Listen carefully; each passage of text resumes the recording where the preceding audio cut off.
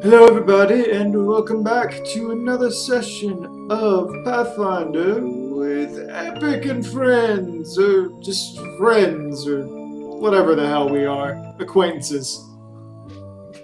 People that tolerate each other. Eh. Um, Again, all music belongs to the respective owners for who they play.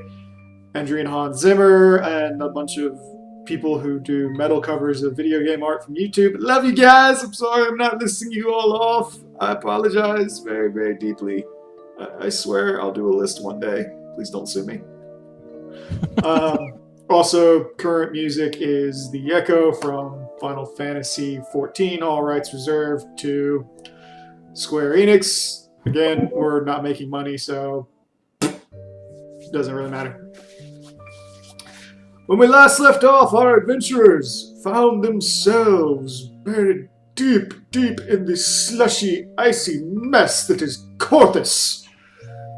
Having traveled across the land, searching far and wide for answers to their various questions. After trudging through the snow for some time, our party found themselves attacked by a trio of dragons, or rather 2 black dragons and a drake. After, was it 3 or 4 of you almost died? I don't know, I almost got my head bit off. I know Dak and Works and Kata almost died. Did anybody else take a significant amount of damage? I think it was just those three. After 3 of you almost died, you came out triumphant, as usual, but were then promptly stopped by a contingent of Aurelians, the ones stationed at Dragonhead. They escorted you back to the camp, whereupon you met Hashafont. And after some chatter with him, we all decided to retire for the evening back into the warmth and relative ease that came with it. As you all drifted off to sleep, finding yourselves surprisingly comfortable within your various abodes. Though they are windowless, they do not let any heat escape, and they also do not let the cold in. Each individual unit having its own hearth that has been stoked and allows for a calm fire to heat the room, allowing you to comfortably sleep through the night. Of course, Rowan, being the eternal flame that she is, doesn't necessarily need this. Though it does help for Worksend. I'm all he needs. Yeah. As the night continues on and each of you sleeps away, everyone, excluding Rowan, feels themselves sink into their mattresses. The world tumbles and slips away, ebbing into dark. 10, 15 minutes pass, and the strange, familiar feeling of sleeping on the cold, hard ground starts to take hold.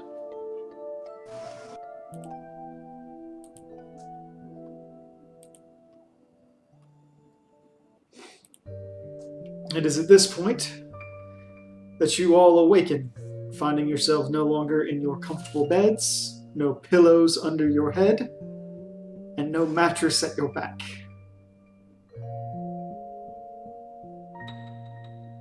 You look around, the world is dark, with a faint undertone of this sparkling blue far, far off in the distance. Little bolts of light dot the sky, but they're so far away that they're little more than pinholes, and sparse pinholes at that.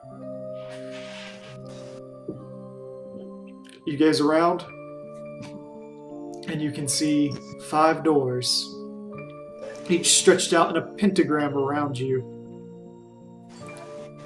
with a crystallized platform forming a circle at the bottom. It's the only thing that's supporting you. Alright, Cat. That time. Okay.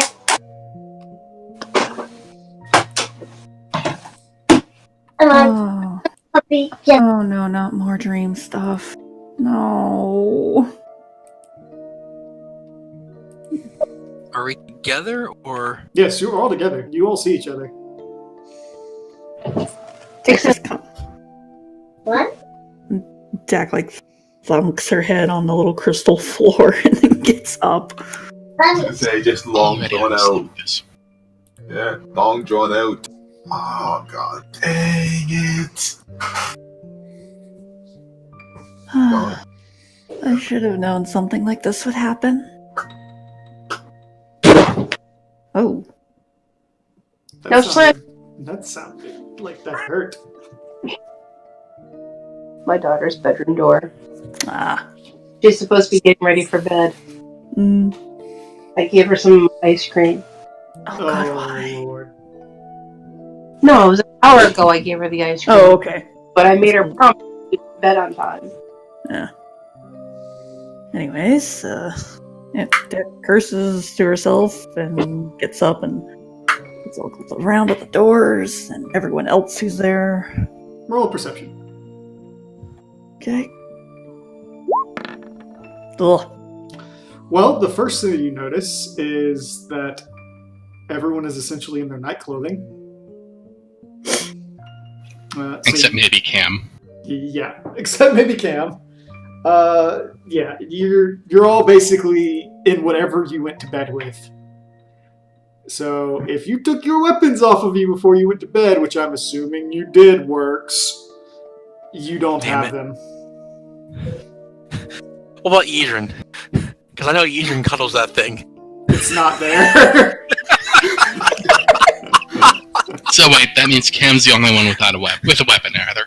Yeah, Cam is like, what? Dressed. What's that, Rowan? I'm surprised Cam was dressed.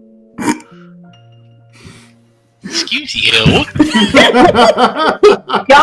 You all said night clothes, and then you said except Cam.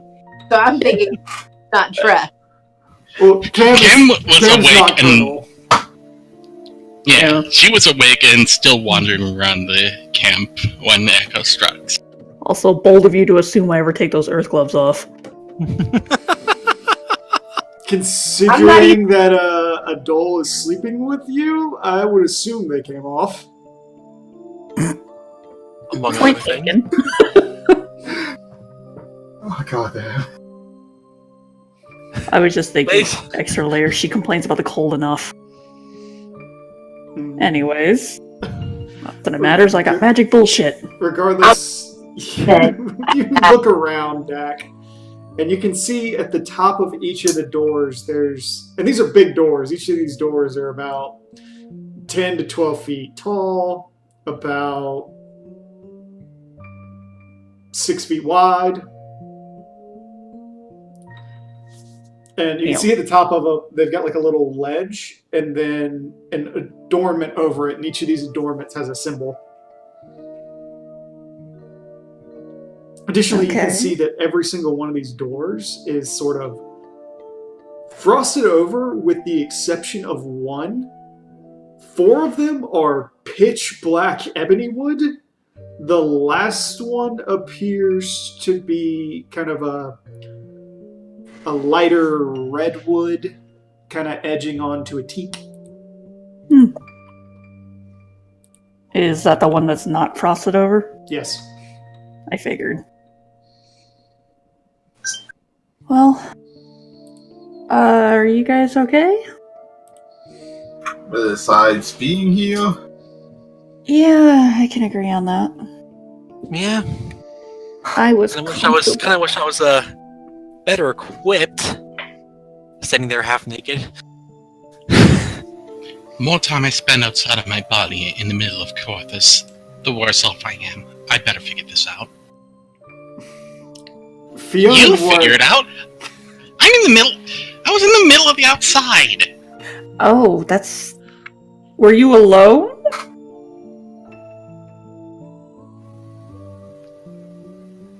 Deafening I plead the silence.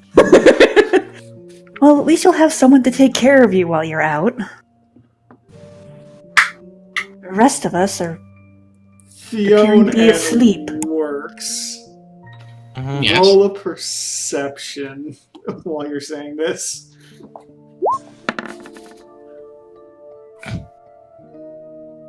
Works, you don't notice anything.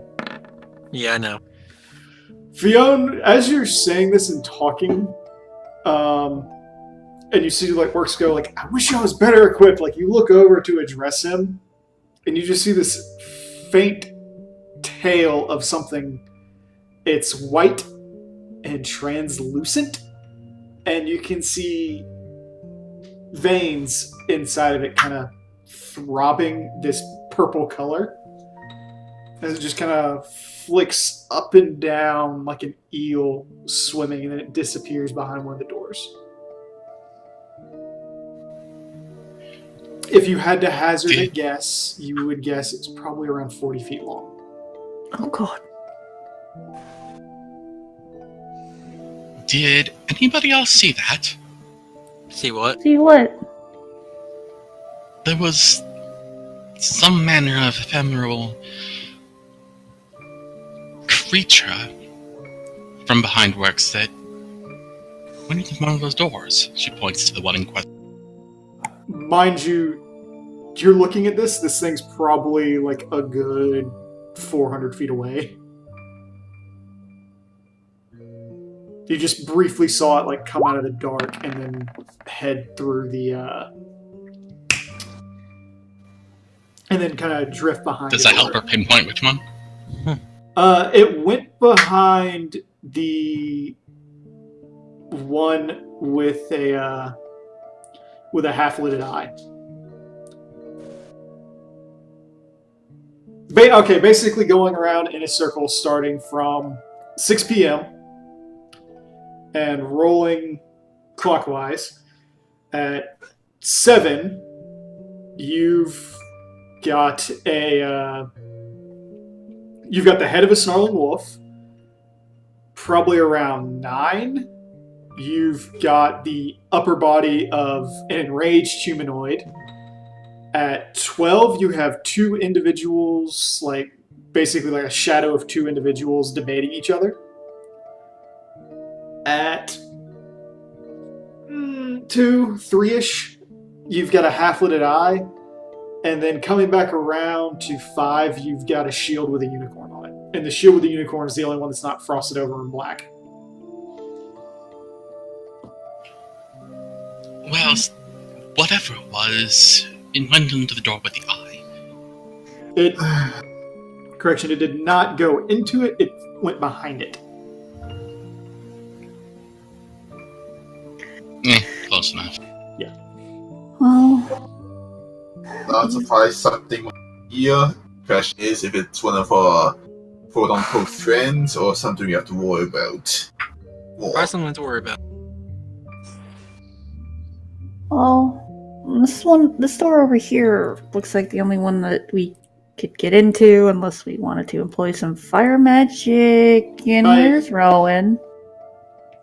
I will also correct this because frosted over sounds worse than it is.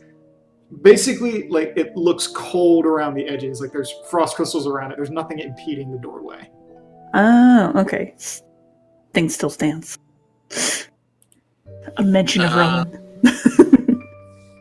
I guess she didn't get transported with us? Oh, that lucky duckling.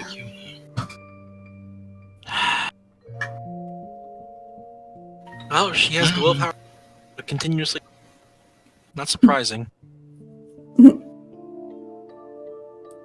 Well, I suppose we're not going to get out of here until we explore. So The question is, do we stay together or do we each take a door? Hmm? I mean, unless you guys want to go and try to see separate things, I'm all for staying together. How Question many is, doors what? are there? 5. And there's 5 of us here? Yeah. I think we're supposed to get separate doors. I mean, that's fine. Actually, there's 6 of you.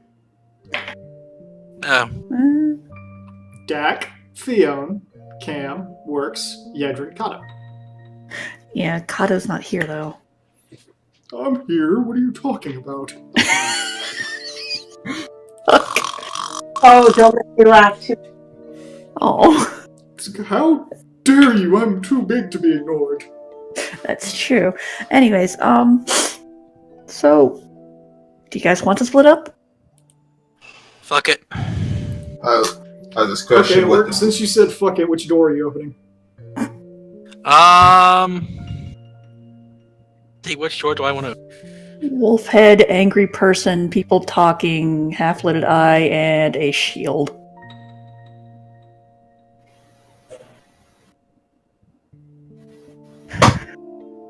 I'm gonna go with the people talking. Okay. Works, you walk over to the door and you grab the handle, and the moment that you start turning the knob, the entire world around you vanishes, and everybody suddenly finds themselves standing in a courtroom. Oh, well, that settles that. Yeah, Shit, I that. picked the door. And as you're standing there, kind of watching, the area begins to fill out, and you, Works and Fiona, you two immediately recognize this. This is like an area where they do court for the Asgardians. That's not like trial by combat, or we're just dropping you into a witch drop sort of deal. So when you look in, the first thing that you can see is the blonde Varillian woman standing at the front. She's got her arms behind her back. There appears to be an Ishgardian lawyer beside her, and then Ishgardian prosecution.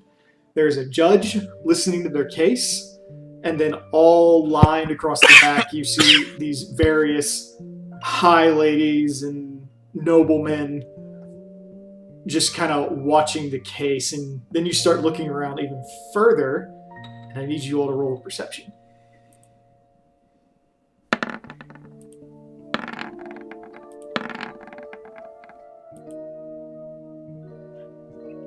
Still not seeing much.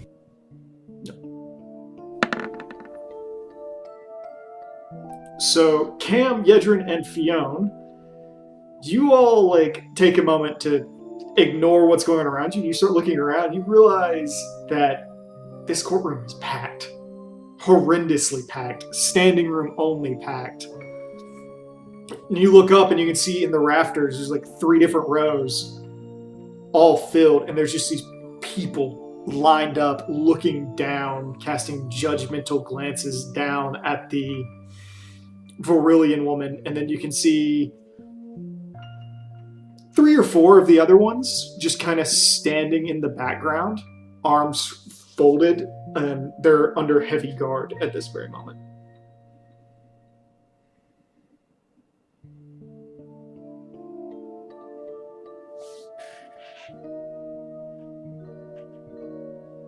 Huh. Well, all things considered, on what this mission's probably going to be, just gonna, and the fact that it's sort of like half there, half not, just gonna find a comfortable spot to stand, because expecting a long show. And Dex is trying to figure out what is going on and trying to listen to what's happening. Fiona, roll a knowledge local. Not for Camilla, just you. That she's unfortunately untrained at. Well, she has personal experience with this one because she recognizes a heresy court case when she sees one. Okay then. It is at this point you hear just this gavel being rung, and a very corpulent judge sits in procession over all of this. He's looking down. He goes, "My fellow Ishgardians, I am here presiding over this case today, where our people fear that we have been suffered visitors who bring heresy into our midst. As an impartial judge, I am here to hear the cases and then to pass my judgment based upon what I see and hear."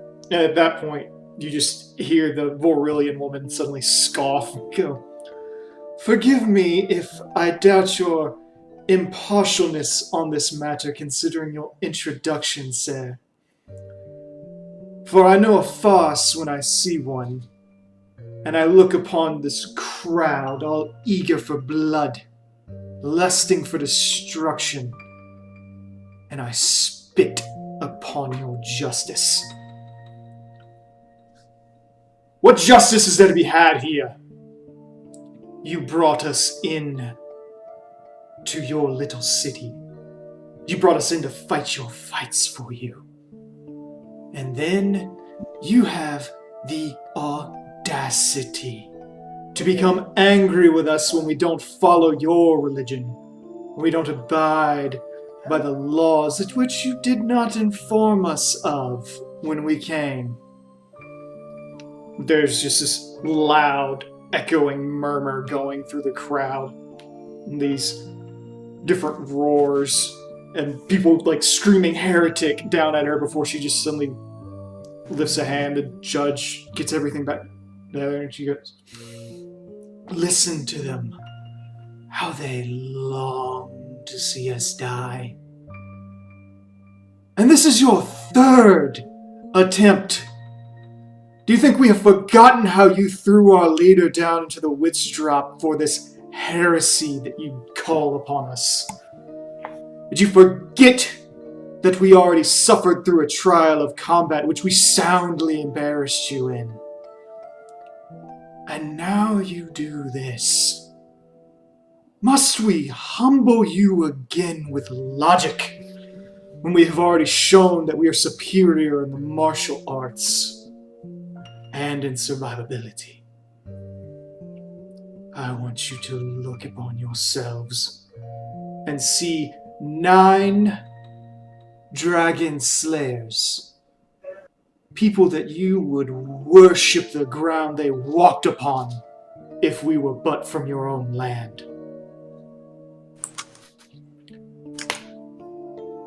It's time for this little farce to be over.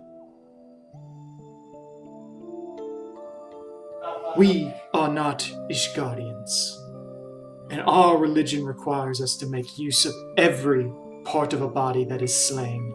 We leave nothing to waste. Not the blood, not the meat, not the heart, not the eyes, nothing. We have already shown ourselves to be immune to whatever curse that the Ishgardians suffer from when it comes to draconic nature. And we do not require that anyone who hunts with us partake or do as they wish with us. It can still be heresy for Ishgardians to commit these actions if you desire.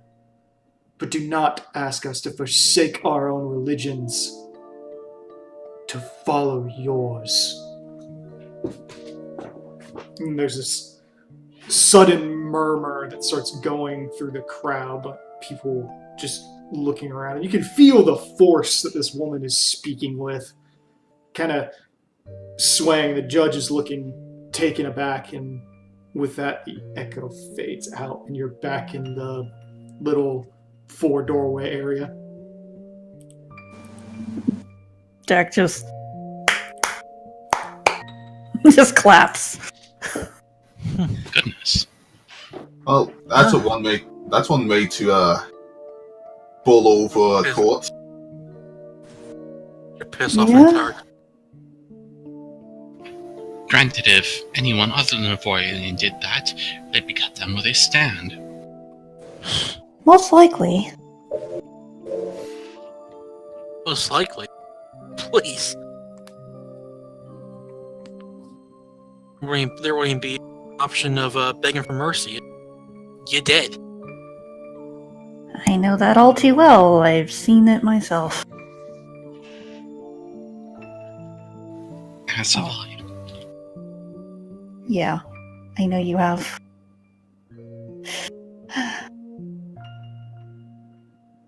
Well, I don't know exactly what you saw. Gridania. You're kind Let of me know tell how ya. it works.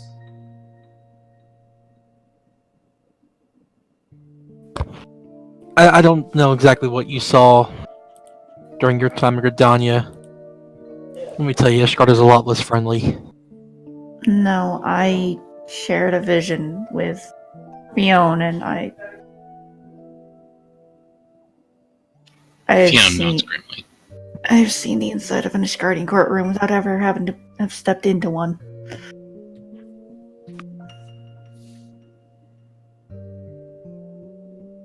The courtrooms are the nice part, though. Oh, no doubt, no doubt. Yes. Anyways, I'll be right back. Take it off. well, since it seems that the rules are we are choosing what scenes we see, no idea if there's any limit, who wants to get the next choice? You do see that the door that you went through is now gone.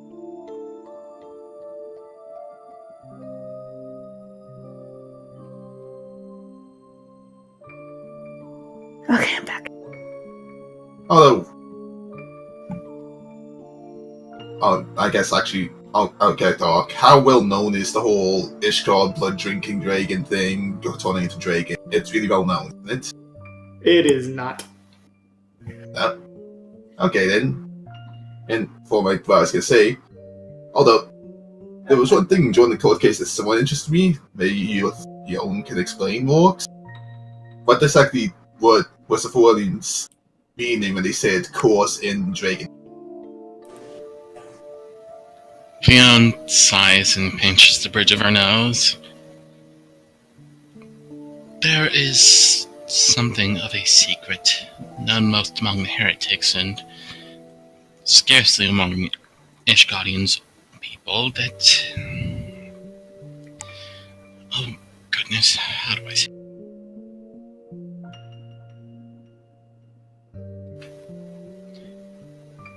It's quite a long story, but to be succinct, thanks to the actions of a certain few knights in antiquity,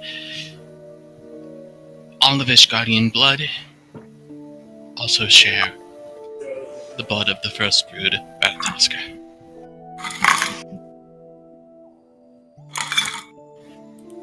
Consuming the blood of dragons awakens that.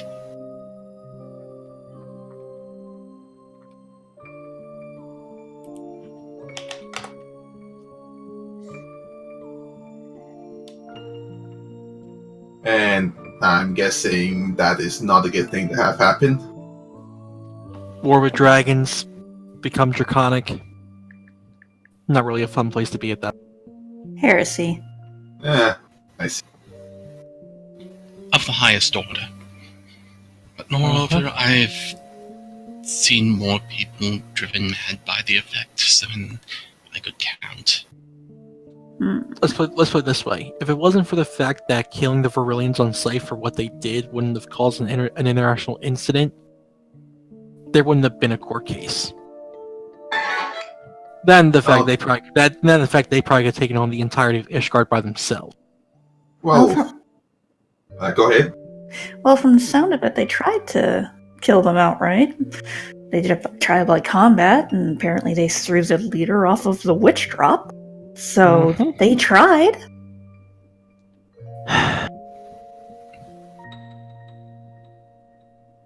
It would have made it seem like an accident, like they would have been killed some other way. I do not doubt that the full force of the Heavens Ward could certainly bring them down, but there's a reason there. Those 12 only answer to the Archbishop himself.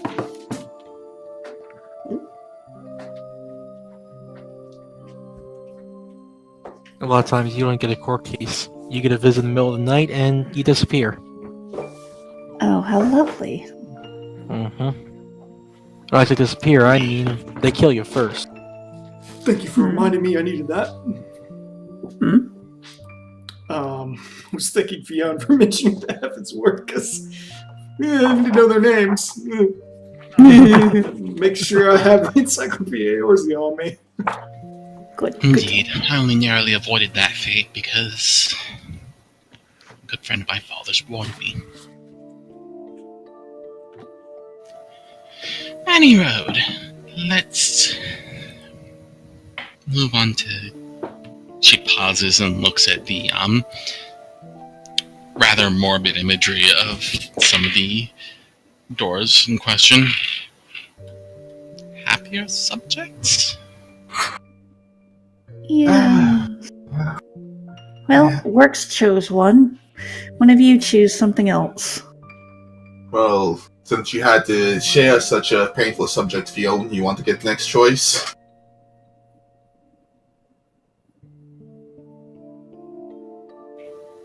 Very well. She steps over to the redwood door and reaches out. Okay. I would like to see how House for Time ties into all of this. Okay. You twist open the door, and as you do so, the light envelops you all, and you find yourselves sitting at this banquet hall inside of some high house, red carpet, little banners with unicorns across it, surrounded by roses. And at the end of the table, you see 4 male Elezen with Hashafant sitting close by. The group are all eating, and then Hashafant speaks up and goes, "Father, I don't understand. Why exactly are we calling upon the Varillians to help us? I am more than happy to allow them to stay in Camp Dragonhead, but it strikes me as passing odd that we would invite members of a foreign military into our midst, especially without them offering to aid us first." And there's silence as you see this goateed Elezen, aged, looks,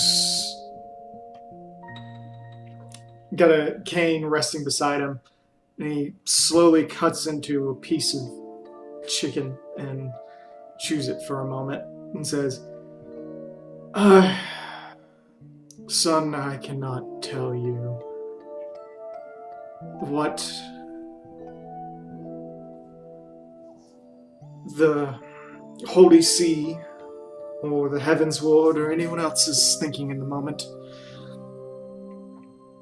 But I understand a thing or two about politics.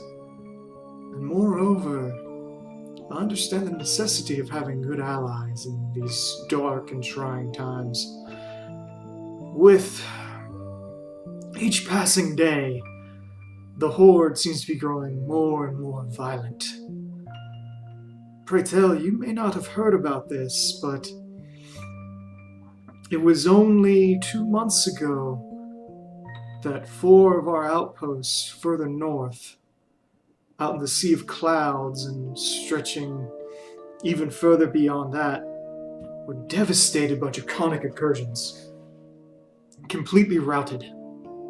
Mahashafant looks up and he goes, "Surely you jest. Would that not have been news?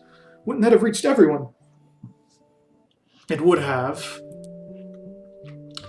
had the Holy See not redacted the information. He takes a long, deep sigh. Morale has been troubling low lately, with numerous heretical individuals coming out of the woodwork, the increasing unrest among the impoverished, and worse, the whispers that come out of the darkness on nights that the high houses in the Holy See does not have the interest of the common man at heart. We may be looking at a full uprising. And as such, our nation, if there is a rebellion and a revolution, would not be equipped to feed, house, and keep our peoples warm. The Varillians know far more about staying alive in harsh conditions than we do. We would need their help.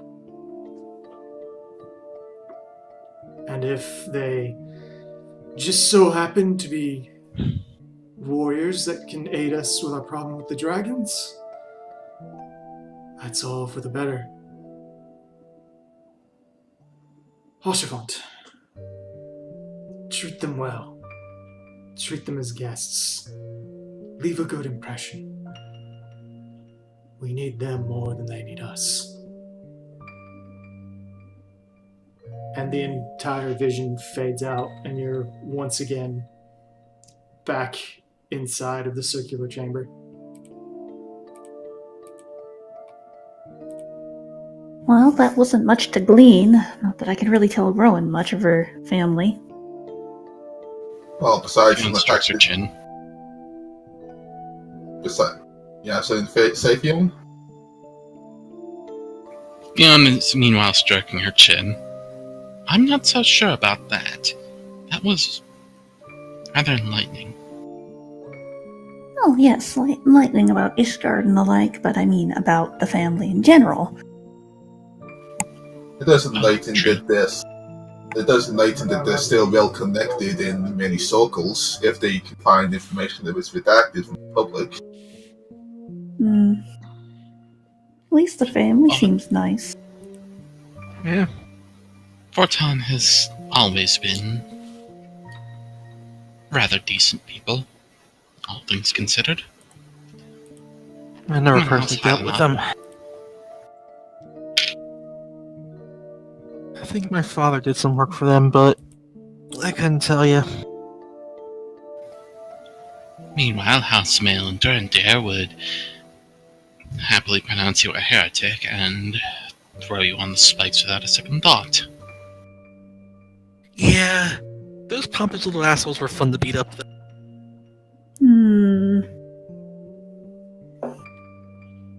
Please, they couldn't throw a punch to save their lives.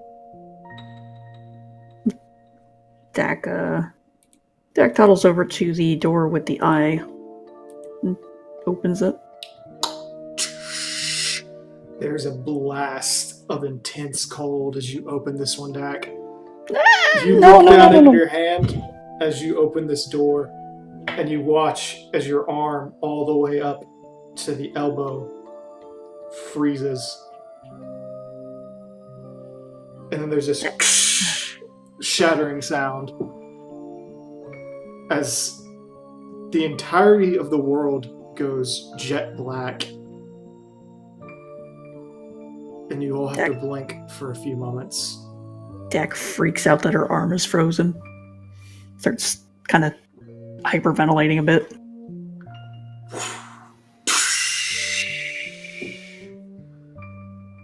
The first thing that all comes to your attention is the sound of wind.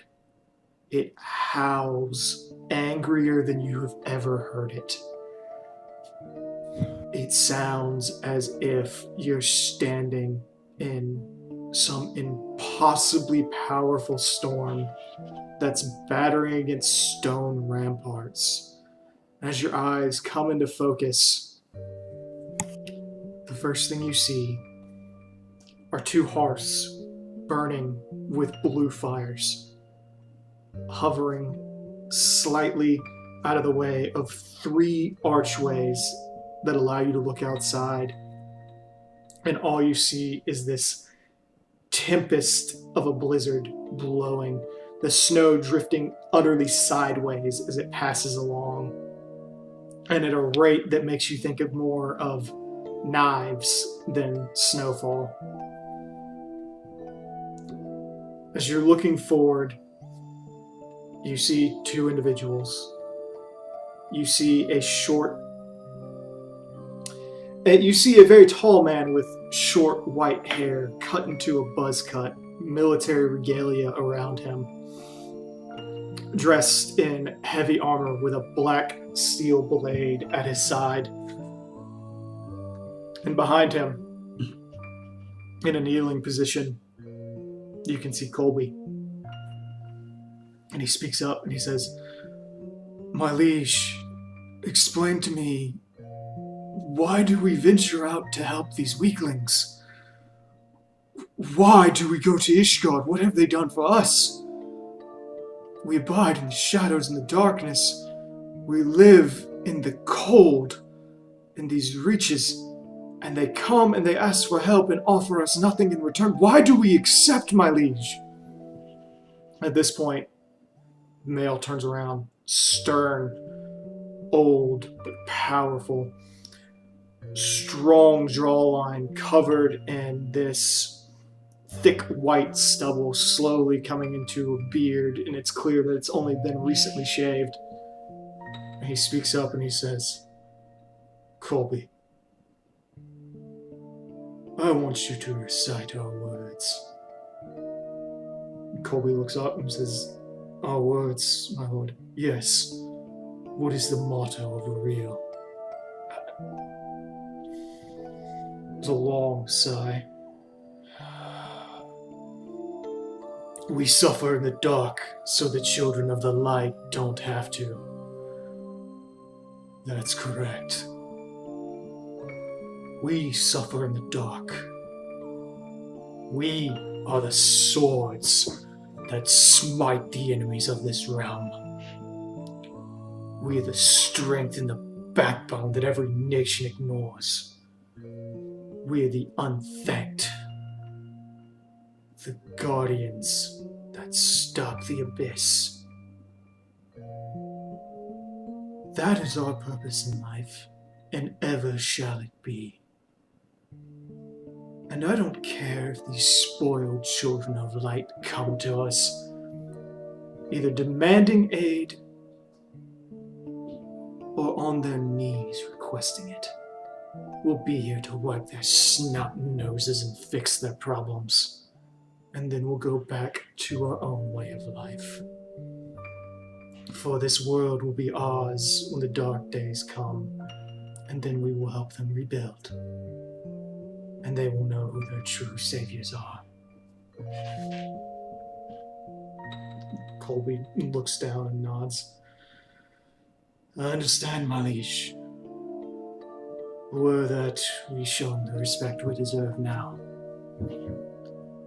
Respect is earned, boy, and they have not seen anything to show respect to yet."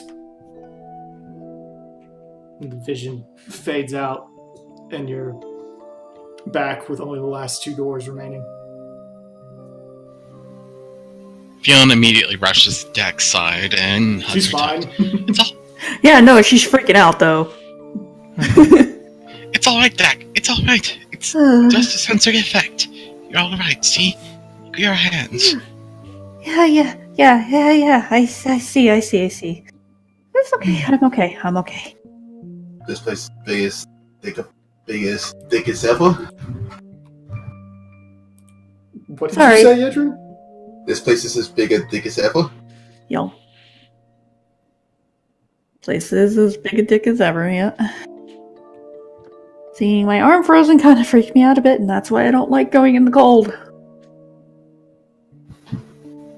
I understand. But it's okay now. Just stay with me. I will. Doesn't help I'm in my night clothes. The No, sensory not even effect is a little worse. I do not blame you in the least. Anyway, shall we Yedrin, pick a door. You sure? Everyone else has had a turn, pretty much. I know. I was just making sure you're good for whatever happens next. I'll be fine. This is just an echo, that's all. Well, if you're sure, we'll Mhm. go over to the door of the mage. Angry. You open it and the smell of dust and blood hits your nose. You suddenly realize, or rather, Fionn and Works roll a perception.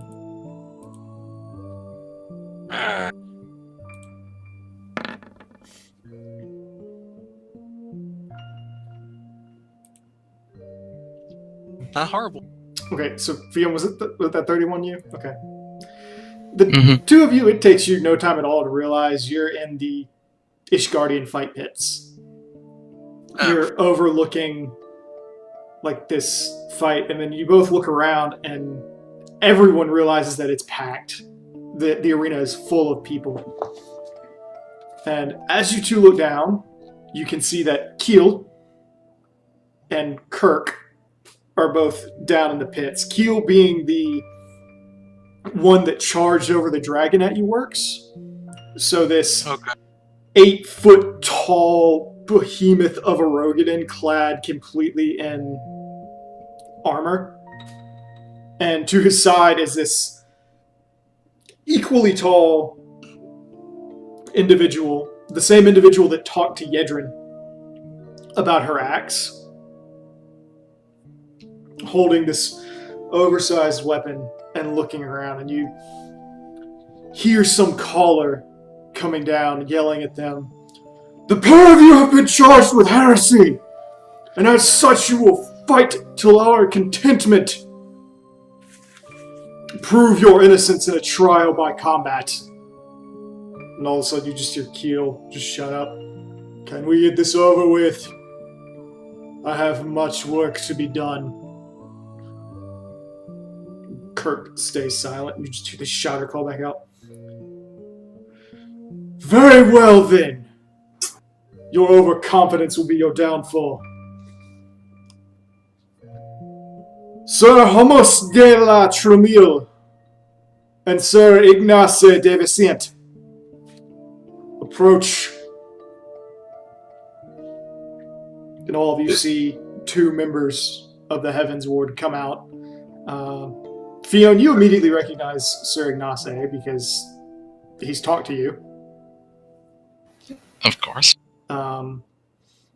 Works and Fionn, would you two also roll a knowledge local? Well, while they're rolling, I gotta just say, hey, what's this whole thing? Can I pick up? What are you saying? One, sorry, Fionn, did you just want to say something? Can I do nobility? Sure. Anyways, what I was saying while they're rolling is, he's gonna be muttering, or saying, "Oh, well, this is the one I was hoping for, considering the theme of things, and gonna be finding a good spot to watch the show." Okay. Works, both of you immediately know that Sir Hamont is known as the Levin Light. He is an axe-wielding warrior who tends to channel electricity through his weapon. And he was more or less, before anything else happened, was a clergy member who spent most of his life in prayer until he just picked up a weapon during a draconic attack and proved to be very efficient with it and became a member of the Heavens Ward. So as the two of them approach, they kind of draw their weapons. There's a little bit of a swagger there, though they don't seem too interested. At which point the caller yells out, "Be aware that this is a fight to the death." And Keel looks up and he says, "To the death. Indeed.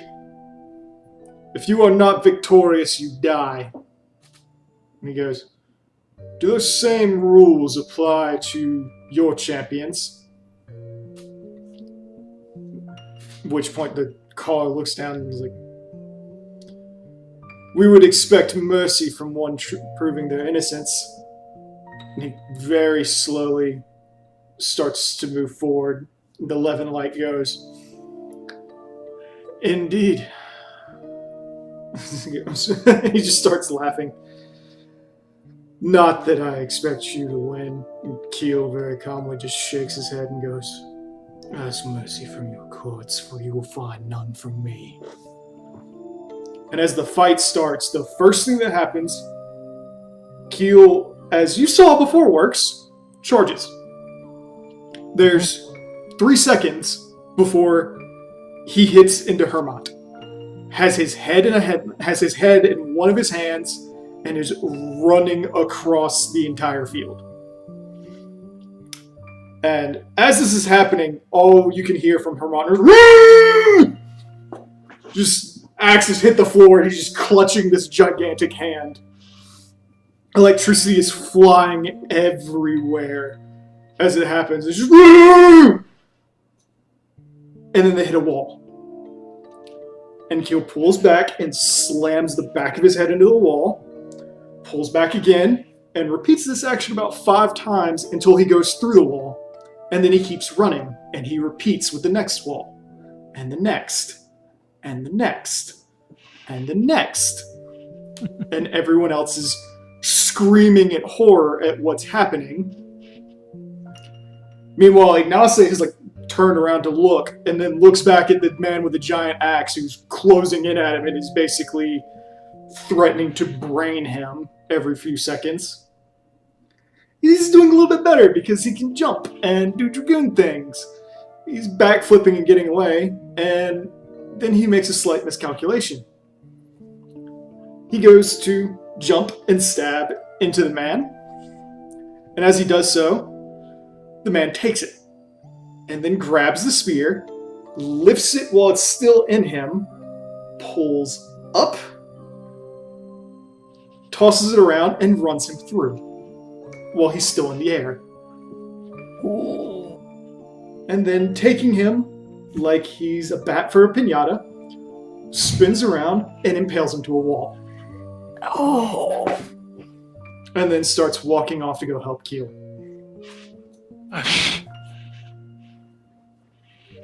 And as these screams of horror are happening, you all kind of teleport.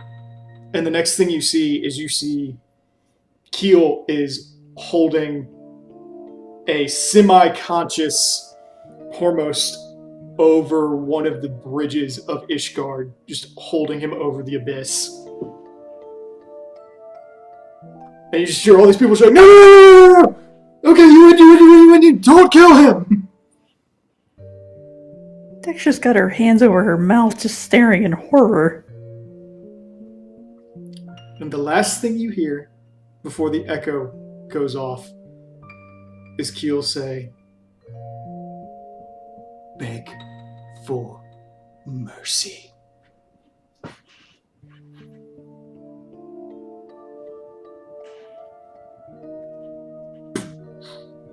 And you're all back in that chamber again.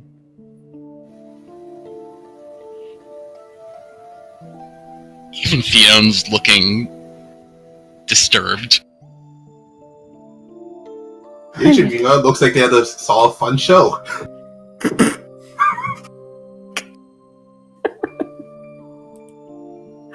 Remind me never to get in a fight with those two, or the Verlians in general. I'd very much like not to fight them. Yeah, Jack, good roll a perception. strategy. Perception. Ugh. You turn around, the last door has quadrupled in size behind you. And is that's looming above you all now. And you can see, as it forms, this towering, spiky cathedral around it. Blue and green lights emanating out of it. And you can see bridges kind of cascading off in the directions that the other doors were. And as you're looking around, it looks very much like the picture on screen, except darker. Don't see a picture. No. So Walks, you were saying something? Was I? You said something like before he saw the description, but You kept cutting out. yeah. Oh. That might just been me a little congested tonight. Just Okay. when you were saying something in response to our reactions to the show. Oh! I completely forget what I was going to say now. Can people see yet? No. Nope.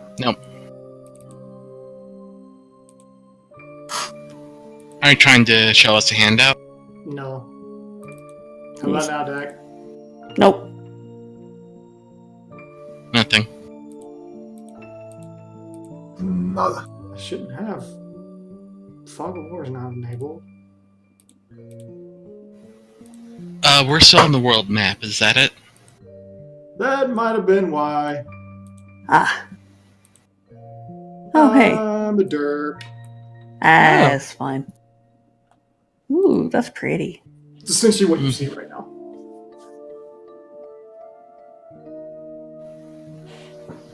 That's just Okay. looking up at the architecture. While everyone's in various states of amazement, shock, horror, Cam just calmly approaches a door and reaches a hand out. You reach out, and as you do, you hear.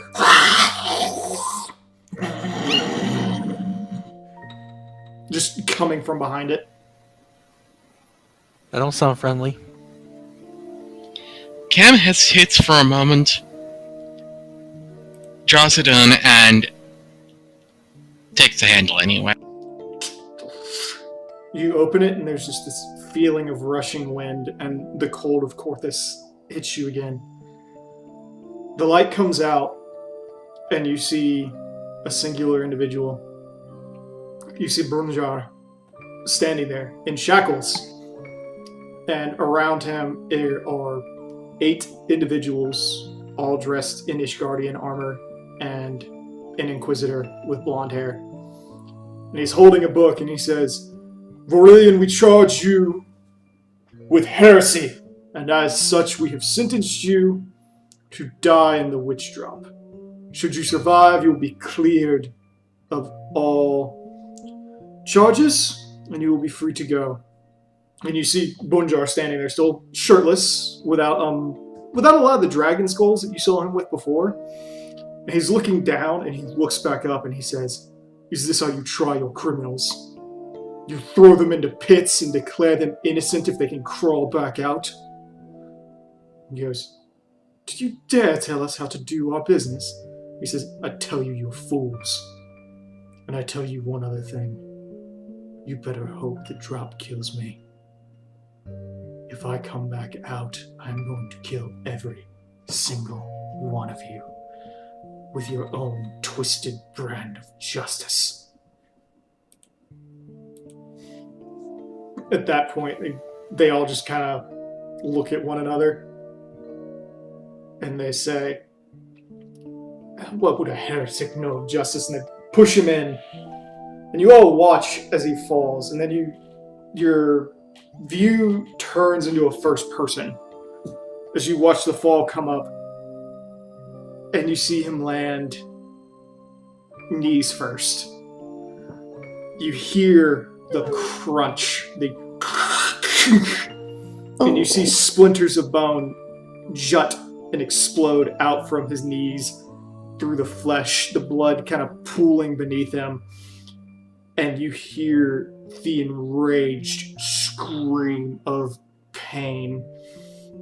And as he rolls over, you all can see his legs are just kind of this mangled mess beneath him.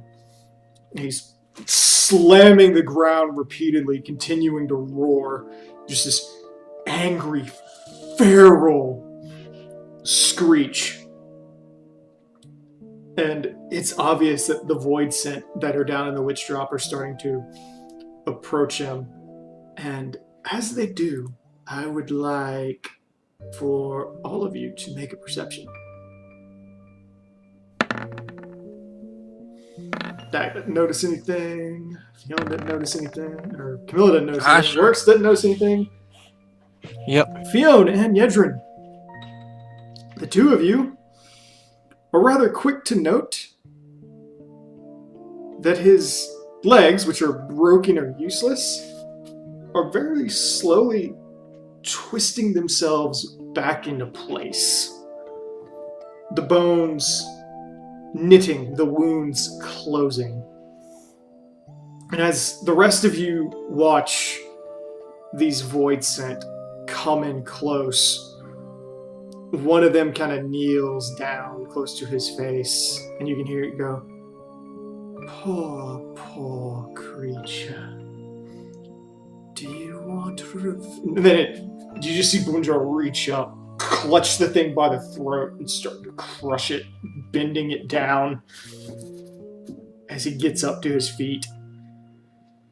It's been about 6 minutes. As he stretches his legs, you can still hear him go, "Argh!" Just pain. And his fingers go through the thing's eyes, dig in, and come back up through the skull, and jerk out. And it screeches in utter horror as it starts to die. And still panting, still bleeding, he walks out of the witch drop. 15 minutes later, you all watch with varying degrees of whatever you want to call it, as he begins grabbing each and every single one of these knights as they try to fight him, drawing weapons, hurling them at him, fighting with the best of their ability, as he grabs them and hurls them headfirst down the witch drop. And when at last he comes to the Inquisitor, who's crawling away and going, "What in the nine hells are you? How did you..." He just grabs him by the neck and lifts him up, and he goes, "Find a better punishment. We live through worse every day." And he begins to spin his head very slowly until it makes a corkscrew. And it's 180 degrees backwards, and he just throws the corpse into the witch drop and walks away.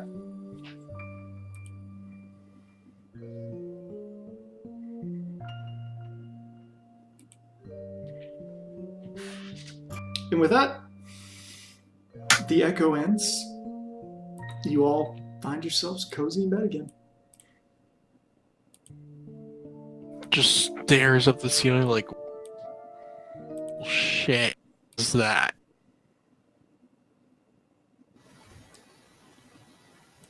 Cam, meanwhile, is like, "Oh, hey, it's a bed." Cam's like face I'm not first in the frozen. snow. It's like, Oh.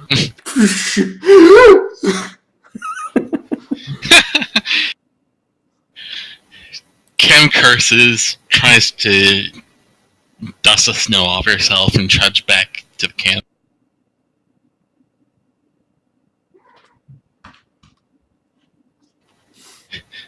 Oh, I'm certainly not going to. Dak Just buries, mutters about who she was with. Dak buries her face in Date's chest. he's like, yeah, it's just a dream. It's just a dream. She's just nodding and muttering, whimpering. He's like, just go back to sleep. Fiona stays quiet so as not to disturb the two. Works just rolls over and goes, Cuddling Rowan. Thinks a moment on what time it is. time to go back to sleep. Roll perception, Evan. Time we work. It's time to go back to sleep.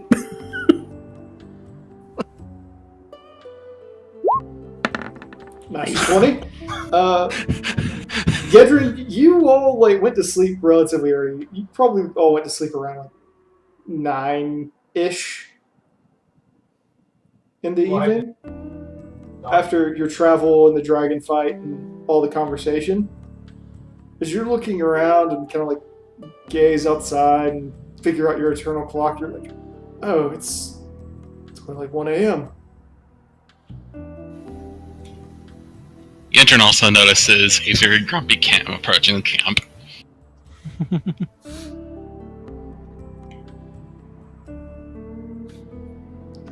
Grumpy cat. Meanwhile, Rowan's like sleeping, dreaming of bacon and sweet things. Probably just raised the camp. Need any help? Oh no, I'm fine, amazingly. Thank goodness for this coat I got. But, I am certainly not going to take her out for a second date. In fact, last I mentioned the whoever I was with, the better. I don't want to remember her ever again. Okay. Left you face first in the snow. Jeez. Okay then, I guess. Well, as long as you're okay. Hey, I'm gonna try and get a bit more sleep before you end up having to travel. Alright. I may as well just join you anyway. Okay. Hey, he's gonna turn around and head back to the room and get comfortable again and try and catch up for make sure they didn't lose too much sleep. Cam just takes her seat on the bed, takes off her coat, checks the bandages under her shirt, goes to change them all. Yedrin's not.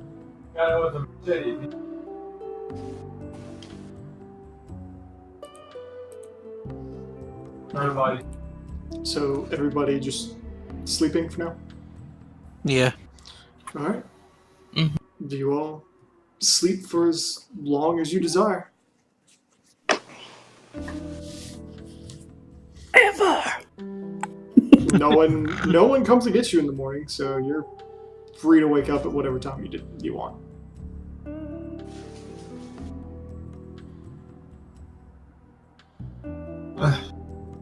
Say we go.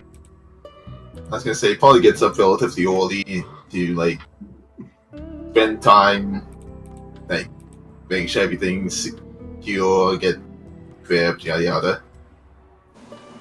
Probably looks over and see if this Cam and Carlo's still sleeping.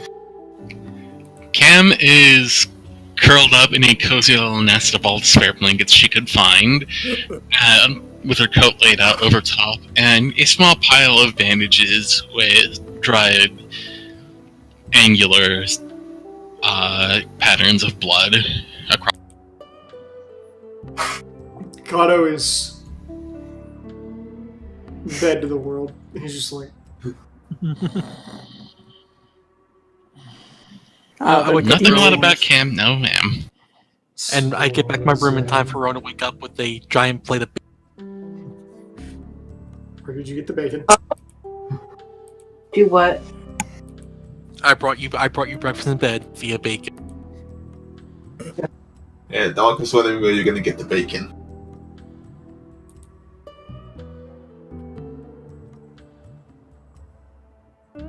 He totally snuck into her bag. She's gonna like kill him. Totally did not. I went and got bacon. Rowan wakes up. Alright, I'm gonna say that cost you about 5 gil for that rush order there. Works. Okay. That's cheap compared to his other dates with me. Well, the one date. Yeah, the other date. Oh, I thought you said other dates, not date. But bacon. Yes, bacon. No, we had other dates. We had the dinner and we got stuck on the island because the ferryman left there. And watched Ursa Shopper burn down twice. Yeah, the really crappy place that burned down because fucking Durza. That must have been Casa del Sol. Yeah. You were there for part of it. Yeah, that Yeah. little side thing, yeah. Okay. Well, Inroad. Rowan, you wake up to bacon under your nose. Well, that's a good way to wake up. I slept so late. Oh, how'd you sleep? Let's not get into that. It was an interesting night to say the least. Rowan looks up at him and goes, magic bullshit? Echo, but yeah, close enough. Oh, I wonder why it didn't happen to me. Anything interesting to share? I learned about the Varillians and apparently their inability to die. Their regenerative And ability is incredible. I watched a guy's face heal. yeah, When Colby? yeah, I remember you saying something about.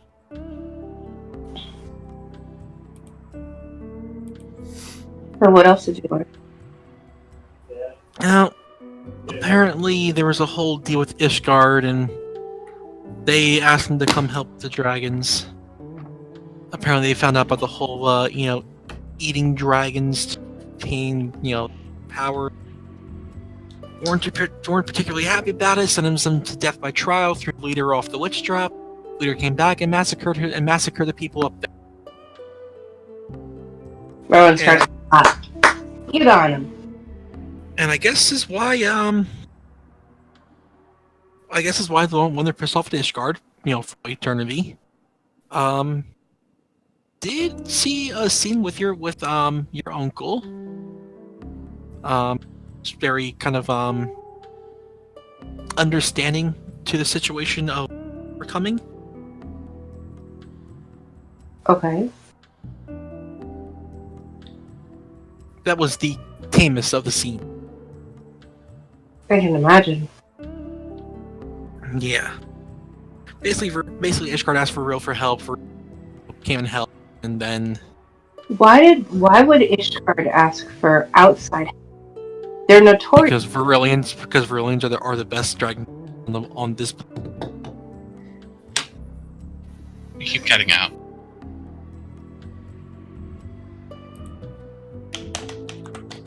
So they're the best dragon hunters. They called in the best dragon hunters.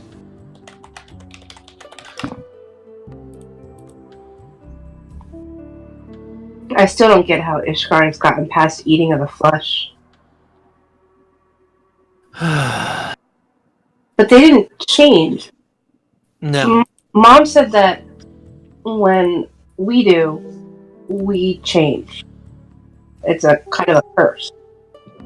The reason being is because Ishgardians are born a trace amount of dragon bloods. When you partake, dragon in the body of a dragon, that's how it just happened. I'm not sure if the same is for it. I'm guessing it doesn't. That same effect doesn't happen for aliens because they don't have dragon. Maybe I'm just born with more of a dragon. Who knows? That's why we're going to answers. Of course, the question is, will they give me answers or?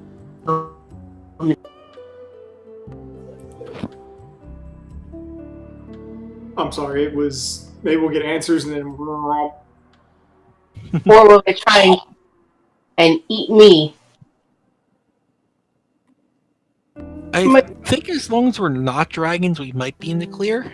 And those of us from Ishgard have kind of denounced Ishgardian language. Oh, I want to find out more about the Night Legend. But that would mean we'd have to talk to them more. Because Colby said the night was coming, that it was a legend. And I want to know more about it. seems every time we get a step closer, there's more and more questions. I don't think we're ever going to get a straight answer. Short of finding themselves. But I'm also worried that the answers we get are going to lead to more questions, and Do you really want to know some of the answers, though? want to know? No. Need to know? Yes. Yeah. And the more you get close to an answer, you find that you're getting closer and closer to your nightmare. Sometimes you just want to tell it behind. But me, I'll just eat it and we'll move forward. Yeah. I mean, I'm not expecting the answer to be, pretty, but just hoping it's something I can use. So I say, while this is over, let's go back to a beach. To where? A beach. Yeah. Just, For a month. we'll find a different boat this time. I was thinking continent this time. Go home, because you're kind of breaking up. I said I was thinking a different continent this time. Maybe this time actually go to Doma. Yeah, we kind of didn't get to do that last time, did we? No. Yeah.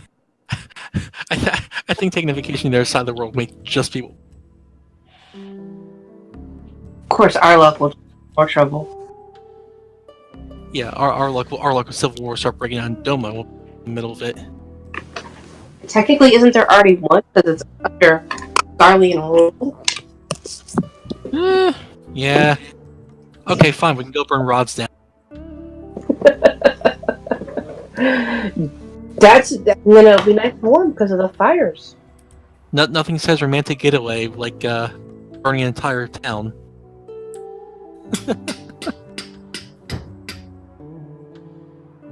Guess that's the... Is that someone knocking at the door? Yep. Okay.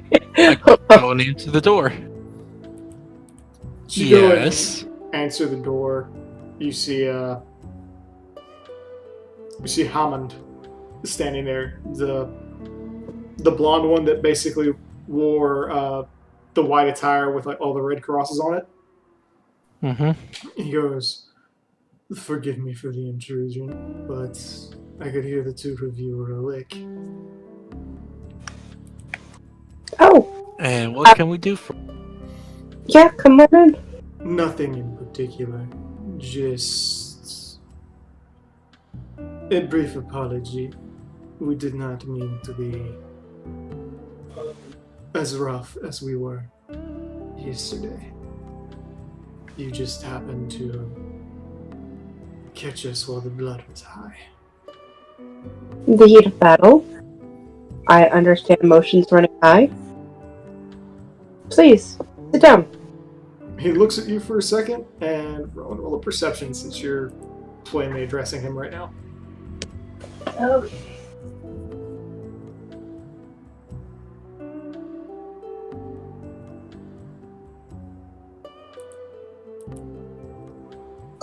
Why is this taking forever? Unless I hit it 3 times. Tell me I didn't hit it 3 times. You hit it 3 times. I said I don't know not. if you did. I said not to tell me that. Okay. With that, Ron, you look up and as you address him and you talk, he looks down at you. And as his eyes come down, they fade from this amber color to red and then go back to amber. And he goes, I shouldn't, but the company of people not from my country and not of Ishgard may well do me good. Comes in and sits down. Rowan pushes the plate forward to share. If you haven't had anything to eat, we have plenty. There's some bacon here, and I have some fresh fruit. He goes, I don't know what you eat other than your kills. the fresh fruit is fine. I do not eat things cooked in grease. Okay. Rowan reaches into her bag and pulls out several different Rowan berries and oranges He that she has stored in her back holding. takes the orange and pulls a little knife and he starts cutting it. And he roll perception as he goes to open his mouth to bite into the orange. He's got fangs. Oh no. Jeez. You don't notice anything out of the ordinary. He just kind of starts eating. He's very polite about how he does it. He is biting into it like it's an apple, but he's being very clean. He's wiping his mouth after every bite, making sure that juice doesn't get anywhere. And okay, go ahead. So tell me. He looks at you. If I may, I'm very curious.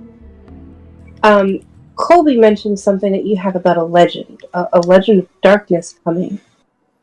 That when the darkness comes, it will kill the light. What is that? Or something like that. Do you speak of a religion? Yes, I'm very curious. I want to learn new things.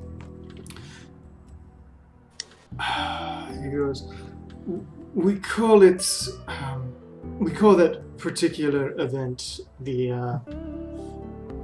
100 years of the Black Sun. And essentially,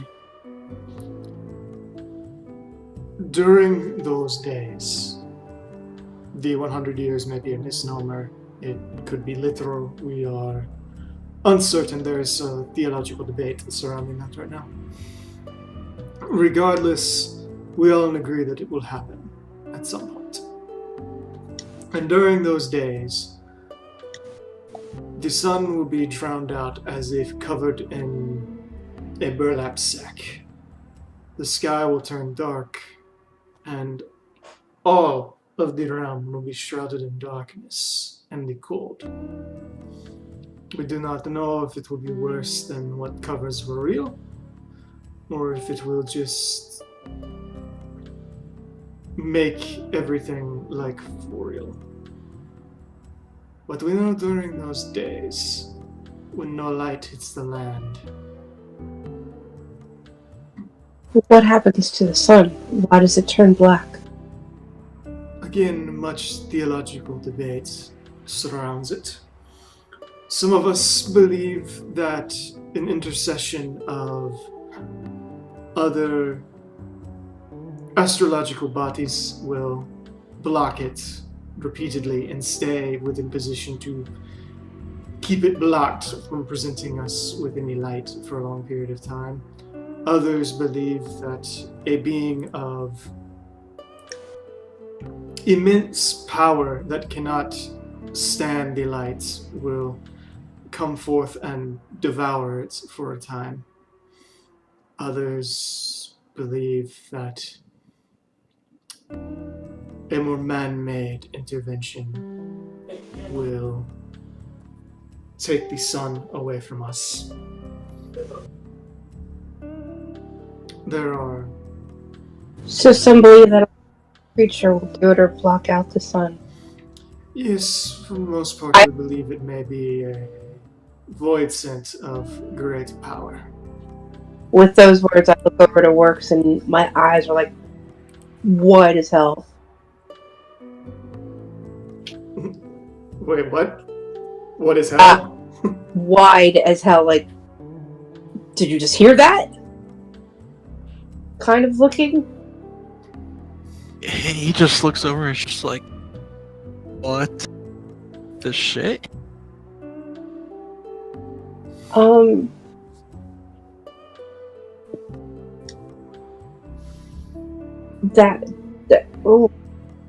where do you is your religion or all these beliefs, is it all oral, or do you have it written down somewhere that it might be studied? We keep written records, but they do not be for real. So if I want to learn more, would I be welcome to visit Boreal and study? If you so desired, and could withstand our lifestyle. That's the hard. Is it the which lifestyle would I be dealing with, the cold or anything else? The cold, the brutality of it, to mince no words, the, if you would like to call it that, the loneliness of it, the lack of sunlight for 7 to 8 months out of the year. Rowan's hand, she lifts her hand up and lets fire just engulf it. I'm not worried about the cold. He goes, But brutality? The various creatures that live there that are not to be trifled with.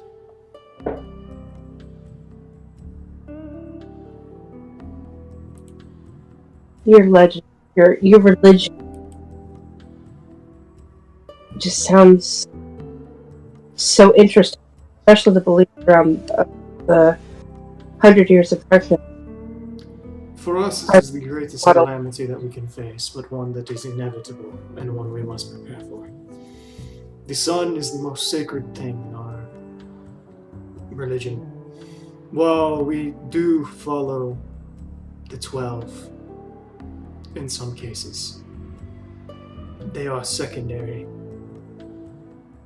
to Mother Night and Father Sun.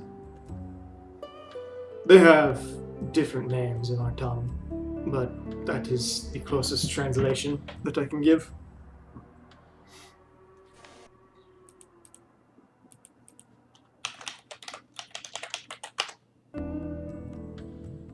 Rowan pops a Rowan berry in her mouth and she looks at him and says,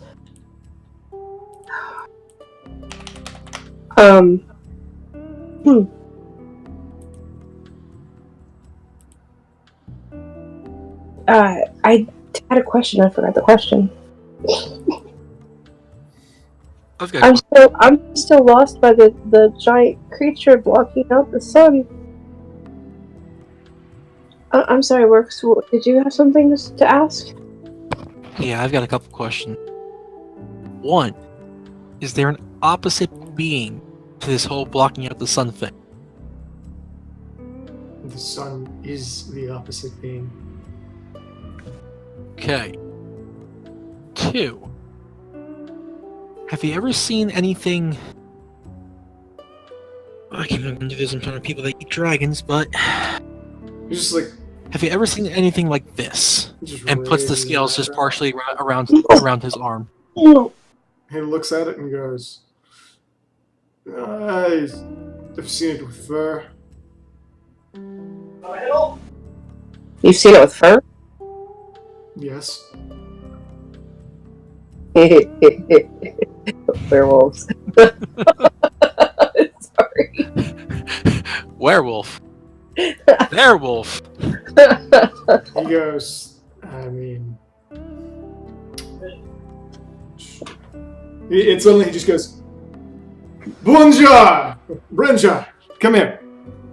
At that point, the Swallow walks in, just groggy as all hell. It's like, what? Roll a perception. Alright, it works. Roll 1, 2.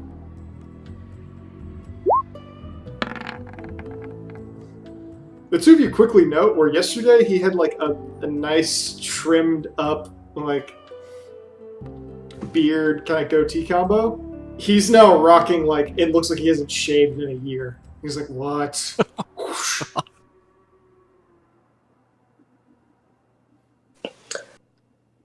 Wow. He goes, what? Namon's just pointing. Have you ever... I'm thinking that you have a 5-year shadow? 5-year instead what? Of shadow? He goes, did you seriously call me in here to show them about my hair growth? No, he called you in here because he thinks it's somehow related to this. I show him. He goes, yourself. Walks away. Okay, not a good way to make an impression. We didn't mean to do it that way. Ahmad's like, he's just not the morning person. Well, I'm not typically a morning person. I slept so well last night. Yes, I'm running. The reason I ask is because I was told of a... They're called Wormlords He just that kinda live in... looks at you for a second. He goes, look, I don't know anything about it. I am typically a castle guard. I don't usually leave said area unless I am ordered to. I heard a few things when I was going around. Things about this small group in Vorio that was using it because it's Vorio. It's cold, it's barren, people don't like to go there.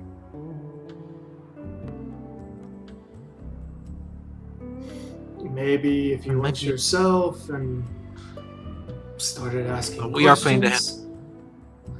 Okay, if you're planning to head there, then that's all I can say about it. Would you recommend where to ask the questions for works? Not in any of these small outlying hamlets. Ask in the city. So major city, best chance. Got it. There is one major city. Everything else is sparse Same different. farmland, pretty much. You don't have a map of real... How? Yeah, that was gonna be my next question for this one. A map?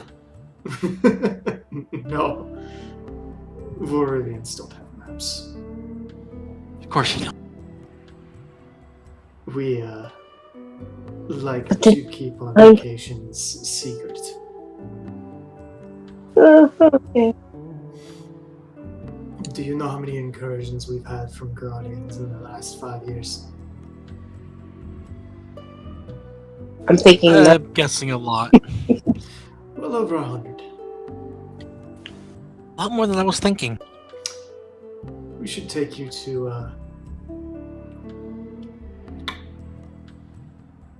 we should take you down to the Red Beach. I'm guessing the blood. The blood. blood of garlands or blood of dragons. Both. Probably both. So much blood has spilled on those sands. They're permanently red. And the sea around it for over 3 yawms eternally churns red. Wow.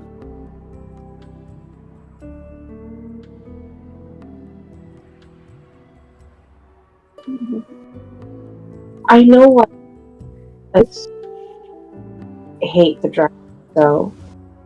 Do you have the same hatred, or is it just survival that you kill the dragon? Because you were a little quiet at the front, you asked if you said Ishgardians have a hatred for dragons, and then you asked, do Varillians have the same hate? Yeah.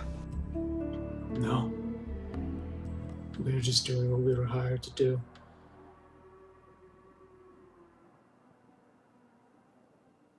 So, if you weren't hired to come here and kill the dragons, you would live with them in peace? If they so desired. Usually the only dragons that we come across are Nidhogg's brood. They aren't exactly willing Yeah, to fuck those speak. guys. Are there other Just dragons? their app. What was that, Ron? Do you only come in contact with Nidhogg's brood? Are there other dragons in the area? There was that one up on the spine. He seems nice enough. Granted, we typically don't go out of our way to go speak with him. Just why bother? There is a brood of white and blue dragons that comes every now and then from the islands north of Voril. What did they call themselves? I don't remember. They're a rare sight, to say the least. But when they do come, they usually just come with information regarding the Isles of Charlet and what's happened there. And here and there they will trade us metals and other things for some of our cattle, and then be on their way.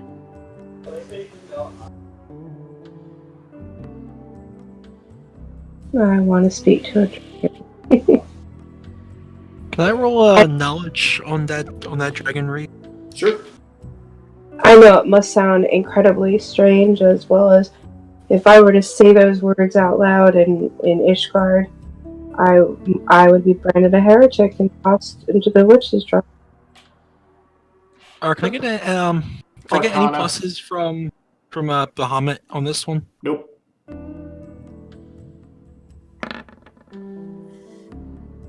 A member of the High House. It would be a knowledge arcana works. Well, I mean, all my knowledges are the same rank. Okay. Say that again, Rob. I was saying it must be strange to have an Ishgardian member of a High House actually wanting to speak to dragons. Haman's like, why? The acquisition of knowledge is something that drives everybody. Why is it strange to speak to something far older than us? My people called you in to kill them. My people called you on a heretic who thinks that there's something more to dragons than just killing them. He just shrugs. And?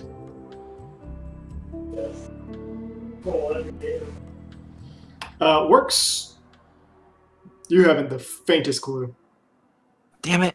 You're like, white and blue, what the fuck? Oh my God! It's Blue Eyes White Dragon. Works, no. Rowan looks and says, well, I want to know if I really am a monster, and I think they're the only ones that can answer my question. As you say that, he barks and he starts laughing at you. He's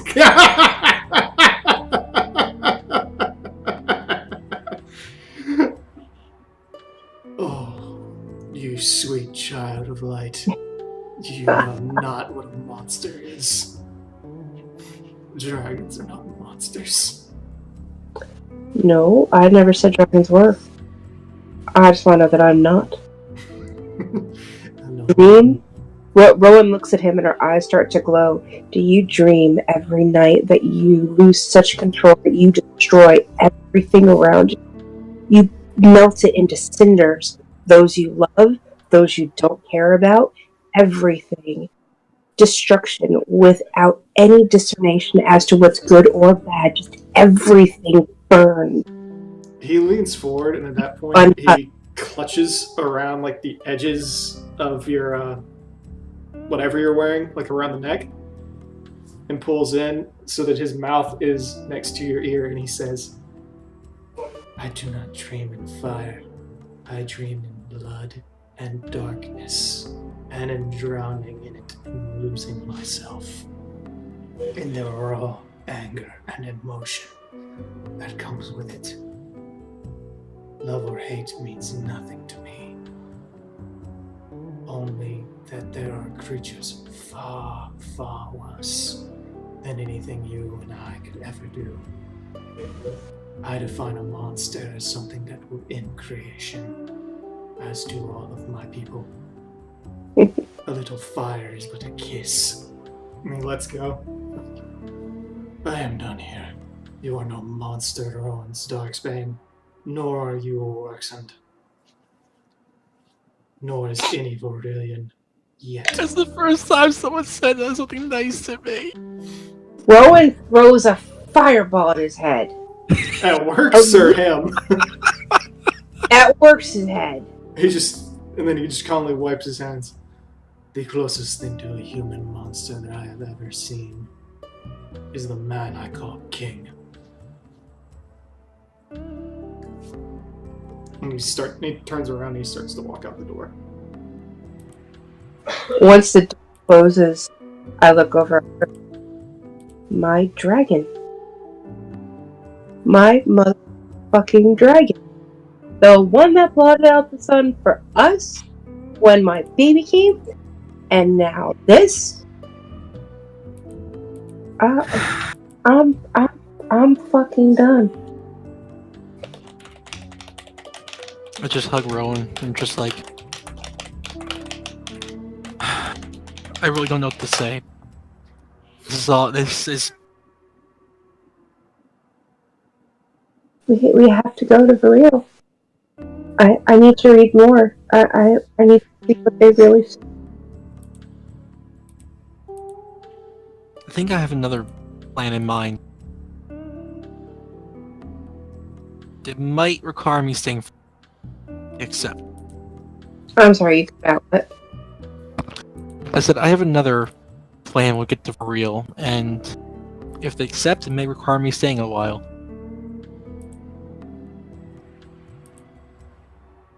I want to be trained under them. To even get a fraction of their power.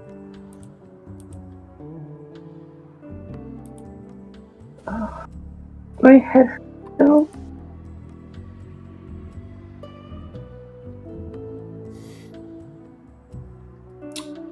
What are the rest of you doing?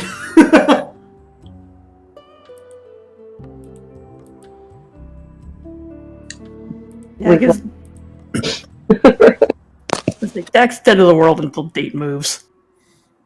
Is currently having good themselves, just sitting around having a quote unquote nice tea, and I guess looks to the side and wonders should he care about the bloody bandages. You're like, oh, those are bloody bandages, and they have strange markings on them.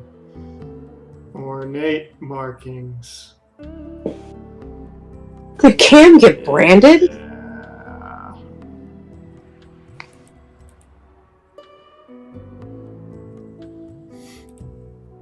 Yeah. Thanks for a moment. May I ask? What for now? Sips tea. Fionn, what are you doing? Fionn is silently reading her grimoire in bed.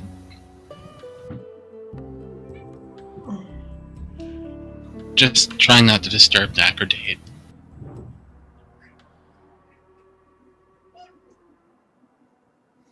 Okay, so you're reading in bed. I'm assuming Camilla is just going to bed. Kim's already in bed and asleep at this point. Okay. Freaking mooncats. Dak, it is around this time that Date does get up and quietly just heads off into the court this morning. When he gets out of bed, she does a little light hand trying to grab at him. Pulls herself out of bed, rubs her head, and just starts waking up and doing her morning communion with the birds. Millie's like, morning, bedhead. Morning. Scotch, meanwhile, is like, coffee. Coffee. I don't have coffee. And she grabs for her bag, pulls out her flask of apple juice. I have juice. Swig. Alright. So, do you all if no one else has any other private conversation they would like to have, you all kind of perform your morning rituals, clean yourselves up, get dressed, and prepare for the day ahead of you. Where do we even begin? Where we With a begin. night- with a very stiff drink. It's the early morning. Why would you even start? Because I already feel like I've had a long day. Yeah, I believe that. Well, day's gonna get longer because. Okay. Just to double check our character, it was shared that with the silence said, like. Huh? Huh? I'm double checking our character on. Sid. Huh? That we're there to find out information about Sid. Oh, Because- no, the airship. Right, Yeah. the airship. Yeah, and her son's supposed to be the contact. yeah. Right. I don't know. Did you guys even talk to him about that last time? No, No. we did not. No. Because we were tired. And I almost were in your life tired and out of it. And we were, we had just come in from fighting dragons. We were tired both in game and out of game. Yeah. It's gonna meet with him in the We- morning and ask. Yeah. we got Morgana.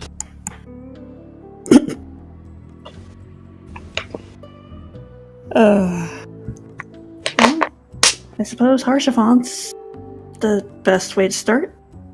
Aren't we supposed to talk to him? Guess so. Do you have a few questions for myself anyway? Nothing too major. Well, if we're gonna do any sort of walking outside, oof, Makote. As you do this stack, there's a sudden hail from behind you. Poof tail. Yes? And you turn around, and it's the other woman from the Vorillians standing there. Black hair, kind of bunned at one point, but otherwise falling. There's a few strands down her face. She's pale-skinned, very muscular. About as tall as Works. One eye is bright red, and the other one is actually a split where it's partially amber colored and the other half of it is pretty much yellow. She goes,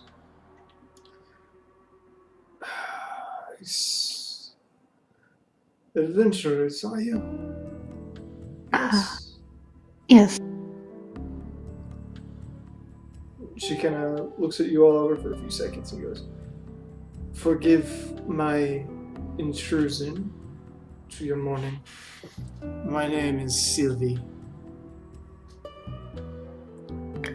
It's a pleasure to meet you, Sylvie. A little curtsy. May I ask the rest of your names? I'm Tekwa Tart. I'm Rowan Darksbane. Just call me Works. Yeah, Jin. Fiona Elliswa. I'm Kato Hellstrom. And is Camilla there? Nah, Nope. she's She's sleeping. At that point, the woman goes, "Very well. I'll make this short. I am aware of what happened last night, and I would ask that you not spread any stories. We have a hard enough time as is." stories about what? I just remember people coming to our aid when we were attacked by dragons. And made sure we made it here in peace. Isn't that how you guys remember it? Yeah. Fionn, Dak, Rowan, and Yedrin. Make a sense motive. Whoa. Hey. Hey, Dak. Do I not make one because I went along with the story? I thought I told you to make one. Rowan, you didn't have to. Oh, I thought you said I did. Yeah. I might have made a mistake.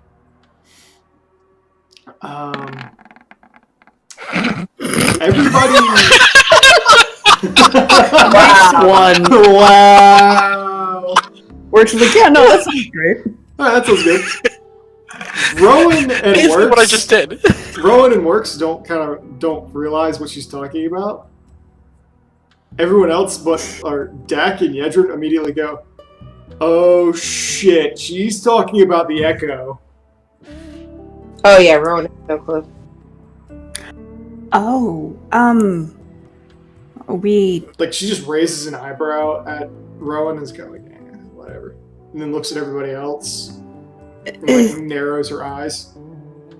Dak waves a hand. No. Believe me, nothing will leave this area. This is good. We already have a hard enough time as is with the Ishgardians and our own natures. We'd prefer to keep things as amicable as possible. We know that's hard considering we disabled 2 of their High Knights. Mm-hmm. Rowan just looks over at them like, what is she talking about? I'll inform you afterwards, Rowan. Okay. At that point, she does look at you, Dak, and says, "Why do you wear fake skin?" This, well, for one, the snow would come up to my chin.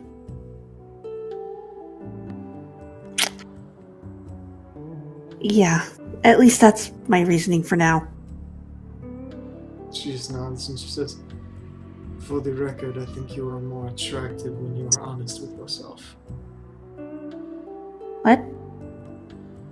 She Oh. does not respond. She's already trudging off into the wilderness. Well, that was interesting. Yeah.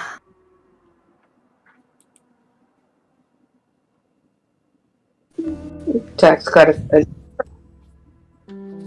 What was that? I said Dak has an admirer. Money. I mean, I am serious about that. I just want to be like this because of the snow. It can be a bit deep. Her ears and tail just droop. Oh. Fionn gently pats Dak on the head. Well, I suppose we should go see what Harshaphont is doing then. Yep, might as well get down to business and dodge towards this day going to part in some way.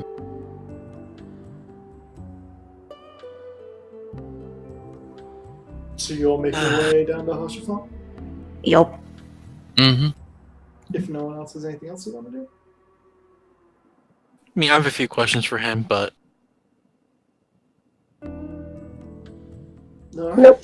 You head back to the main chamber where Harshaphont usually is. As you walk in, you see he's alone. He's got a big cup of coffee in front of him. He's a little bleary-eyed. You see there's like a half-finished Ishgardian muffin and 2 hard-boiled eggs sitting on a tray. And he's, let's see, we have paperwork here that needs to be done. Whoosh! Huh? Oh, adventurers. Good morning. Good morning. Good morning. How can I help you? Dak holds on to Scotch. Don't you dare go for that coffee. That's his. Coffee. Fionn offers to take scotch off Dag's hand so she can approach Archfon. Fion coffee. You can have some of mine later. Howdy, birds. Manticore elf. Sprite thing. Whatever the hell he is. Anyway, hello, Lord Hashafon. Oh, Lord. Is this about time? No. Just picks up the coffee. What do you need?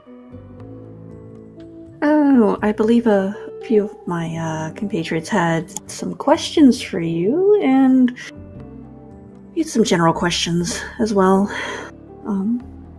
Which you just looks over like Rowan and Works and whatnot, and it's like, don't you have questions?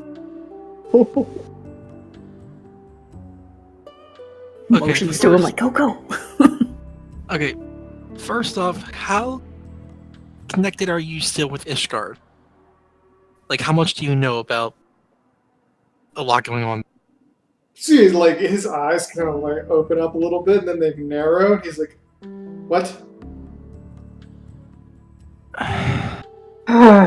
Really? Always go for the big stuff first. Actually, let's just get to him later. She pushes him aside. Connor just like walks up behind him and just like puts a hand over his mouth and like holds him. Sometimes his mouth gets away with him. He doesn't always think. I apologize for my... I was gonna ask about my family.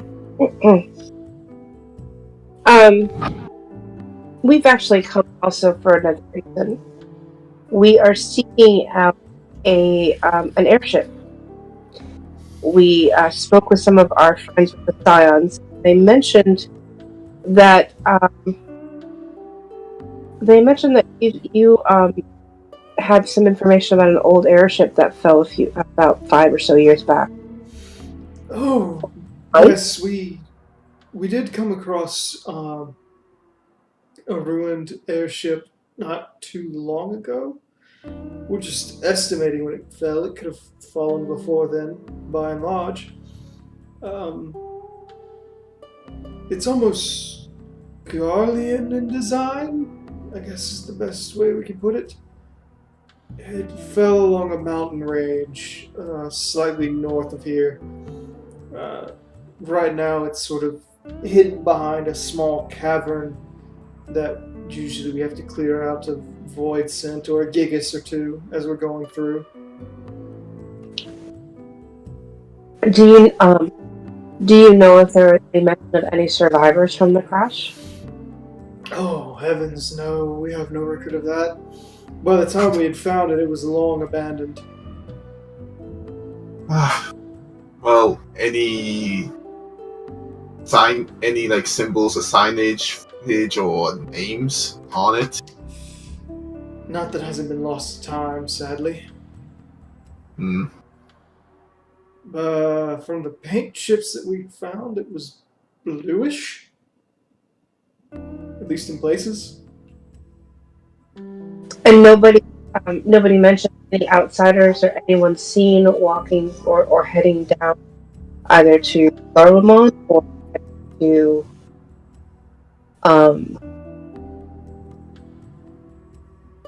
Eorze further out. Sadly, no. We haven't seen anybody come to investigate it. We haven't seen anybody come to claim it. And moreover, no one left it. It's hard to say what brought it here. Some people think that it might be a remnant from the Battle of Corthus. There's all sorts of theories floating around. Someone has suggested it might be of Allegan Lake, but we're not... doesn't seem like that to us. For the most part, we're just leaving it be for now. It's not even worth the scrap. Do you think it might be possible that we might be able to go and examine? Oh, feel free.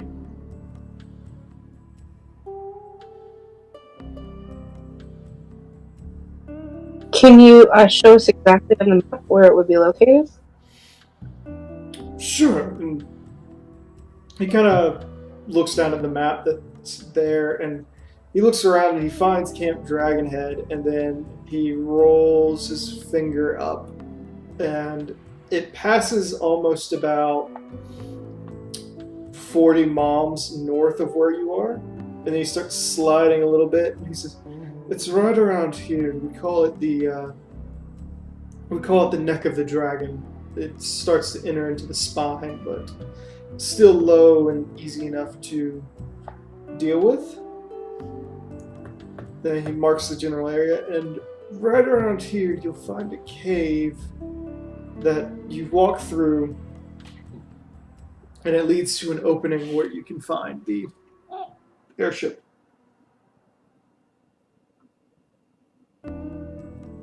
Okay. About how long of a walk is it? From here or from the cave? Both?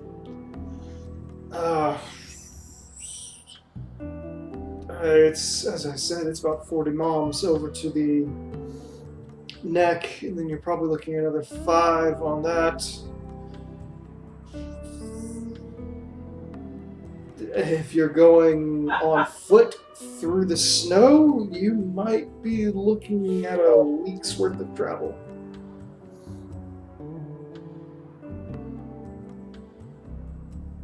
Do you have chocobo rides up here?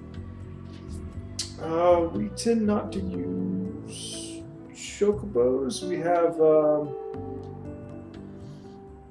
We usually tend to go for furrier creatures.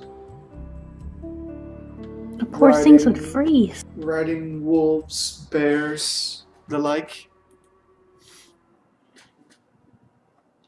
Oh, I didn't know what they had here. I know.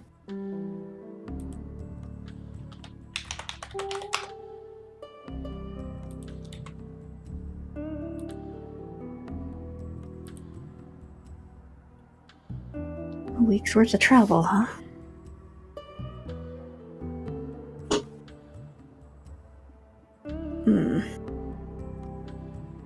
I was hoping we wouldn't stick around that long. But that's a personal preference. Well, if it's at the foot of the spine, you're gonna end up having to go that direction anyways for our trip, right? She just looks fairly uncomfortable at that.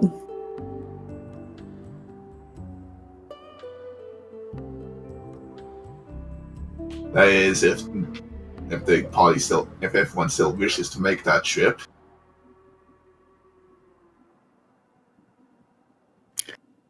Well, don't let my reservations about such a silly thing as temperature hold everyone back.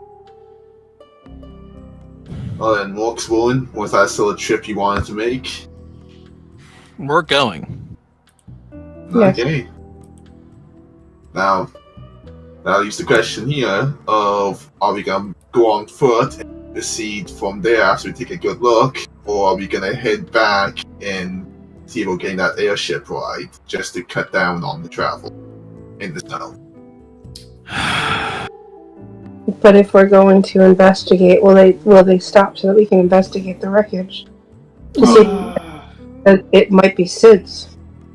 There's a pause, and Hoshafon kind of sighs and he goes, "I shouldn't really tell you about this, but there might be something that you want to look into up on the mountain if you're headed that way.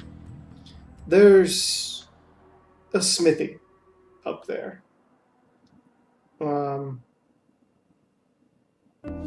Not just a smithy, but a man that creates war machines and excellent weapons and just about anything that you could ask for. His name is Garand. And apparently he's been able to manufacture vehicles of some sort. So if you want to look into that, or perhaps craft gear of any type, you could head that way. It might be worth a look.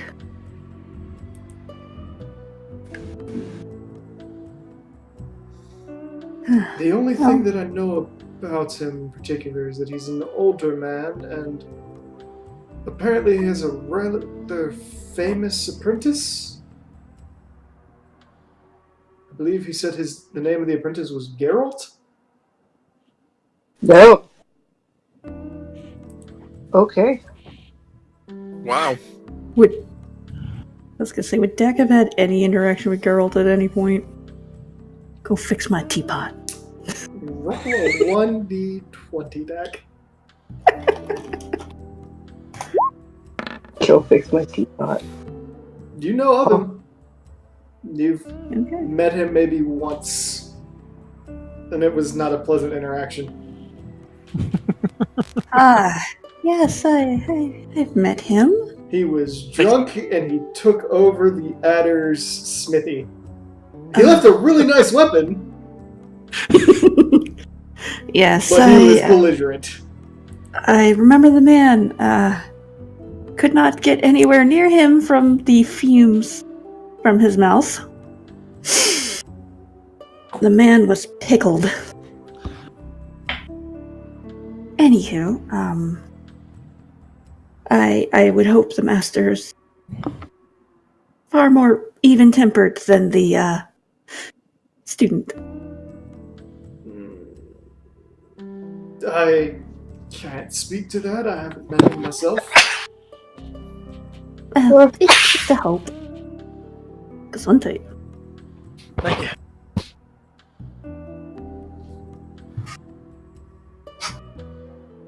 Oliver, please don't put it in my skin. At that point, he says, "How else might I help you?" At this point, he's a bit more woken up.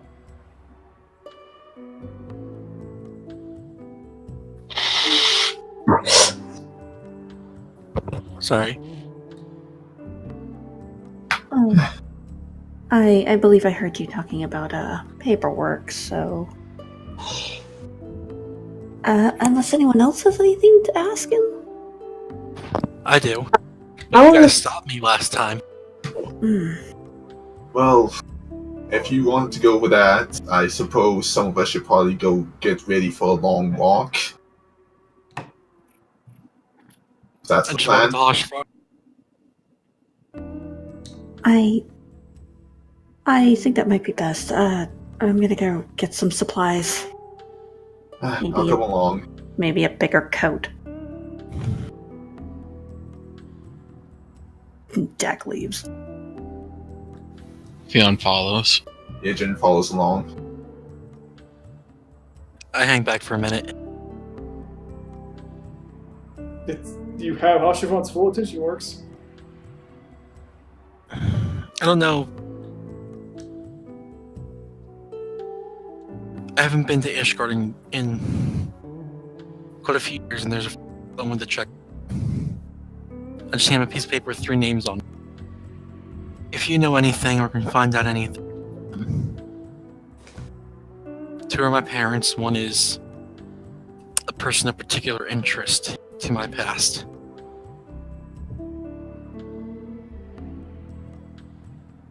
Says, I can look into it for you. And is it your ex or is it the other dude? The other dude. Yes. The ex I got the letter, so I know she's. He says, okay, I can look at these for you. Maybe send off a courier or something. Sure. He kind of folds it up and puts it away. Is there anything else? That was it. Then did he? And walk out. Alright, you can walk out. Rowan looks at Hershapot. He says, yes, cousin. Just be careful. I tend not to leave this area, so I'll do what I can. I wish you the same, dear cousin, for I believe your journey is much more dangerous than mine. I pray you safe travels, and may the warden be with you.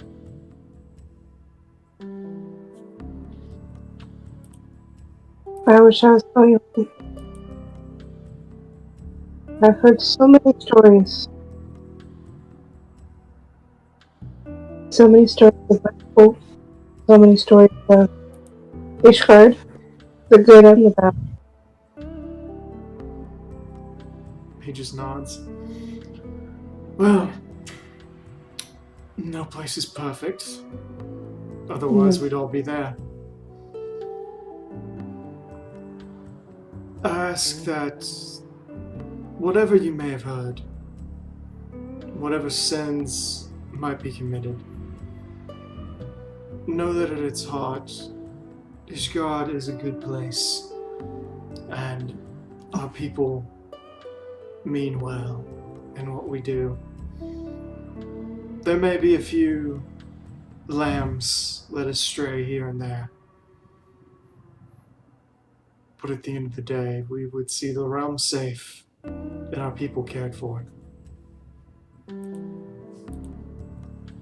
Are there any other words of warning that you might have for us?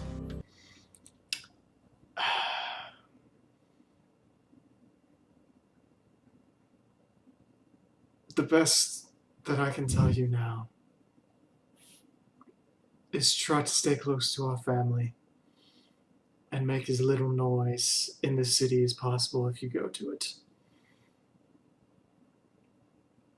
Ishgard is Ishgard. It's a dangerous place for outsiders.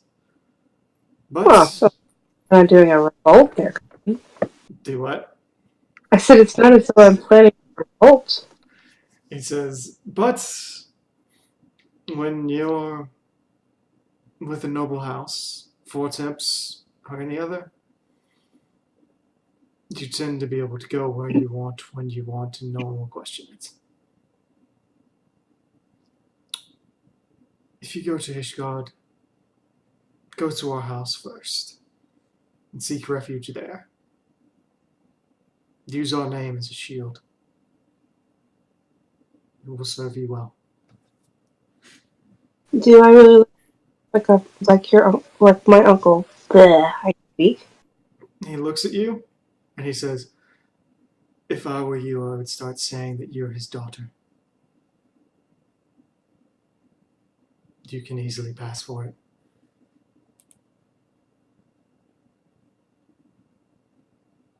Was there any backlash when my mother left? Was there any what, mother what? Was there any Backlash when her mother. when my mother left? Okay, I got both of you at the same time and I still couldn't make that out. So, one person speak. Works should. Was there any backlash when my mother left? He starts to think and he goes, I believe I was 5 or 6, maybe 7. I don't really recall, dear cousin, but it's not something that we talk about. And when it comes to any member of the family, we've always treated them kindly.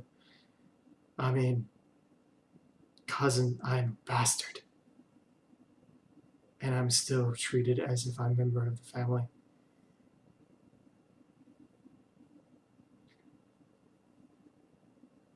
Mom looks up and see that she's like really conflicted.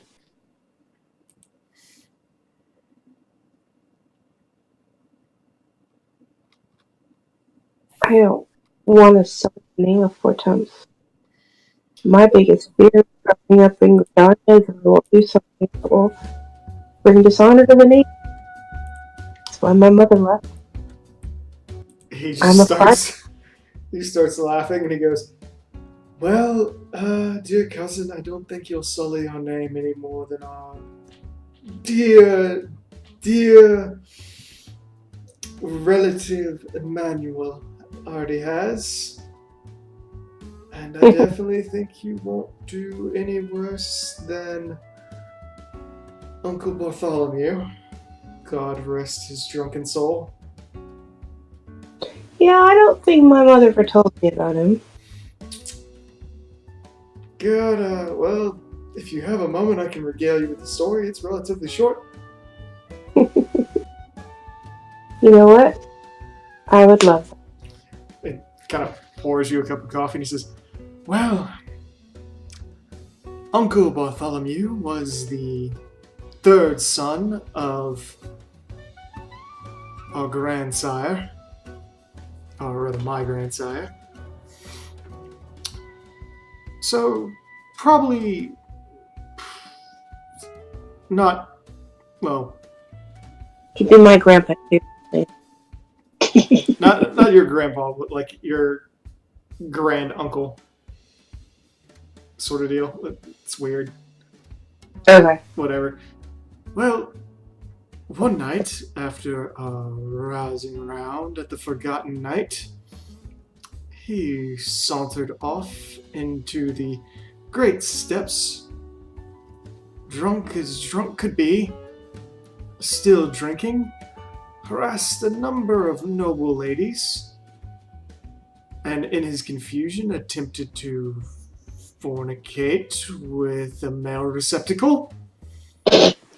Wait. A male as in guy or as in letters? As in letters.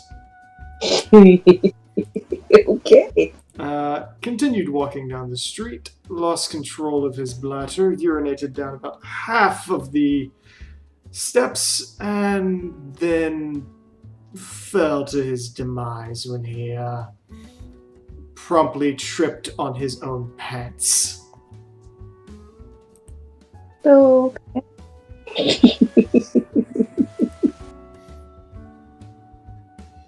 Wow. So yes, to say that we've had no embarrassments would be a stretch. Granted, you should hear about some of the Dazamel incidences. No. I don't know if my Patriots will succeed to catch up to hear all this. Maybe another time. Absolutely.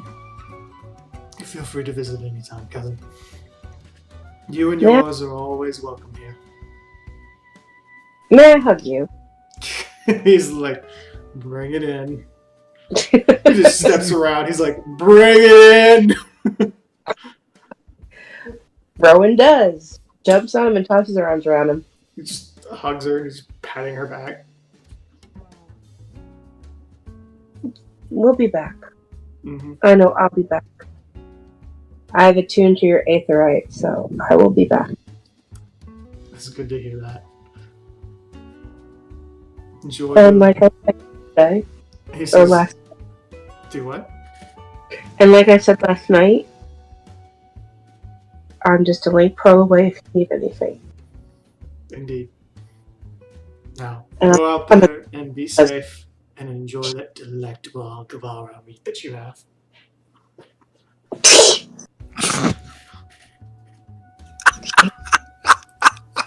Wow.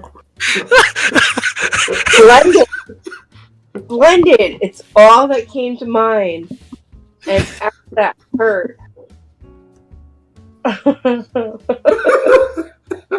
Thirstavant. Although I'm not so sure I will introduce him as my boyfriend, my uncle, right away. No, he's very accepting. Okay. He didn't say much when Amel brought home a Highlander and a Midlander and a Rogadan. Oh. I hope not the same time. Or a Lalafell. Again, I ask, all at the same time? In the same 2 weeks. Damn. There are other Lalafells up in Nilfgaard? Merchants come by here and there. I thought Lalafells didn't like the cold. Depends on the Lalafell. I know one who wants to become a Makote so she doesn't sink in the snow. Well, there was that one that came by here about a month ago, was heading to Voreel. He frolicked through the stuff as if it was water. Hell, we caught him swimming in it once or twice.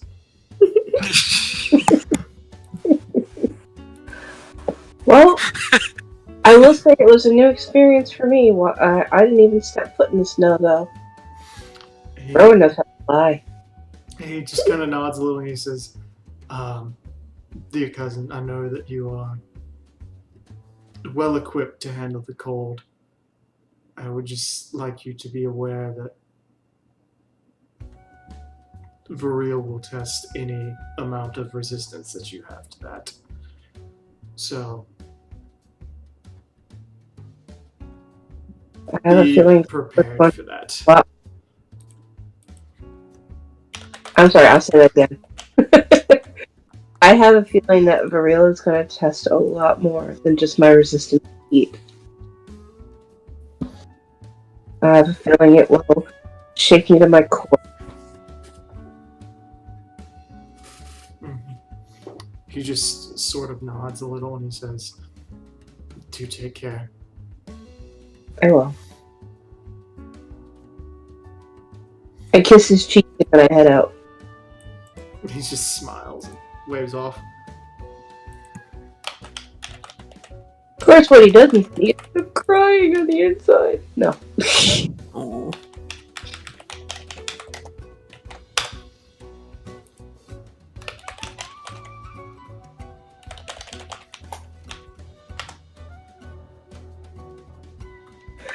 Okay, so I head out to find everybody, and I'm looking around.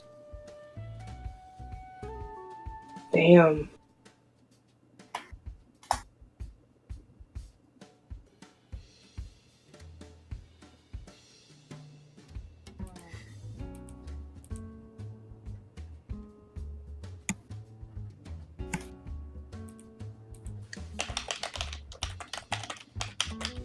Alright, so you all come out. You're all standing in Dragonhead, and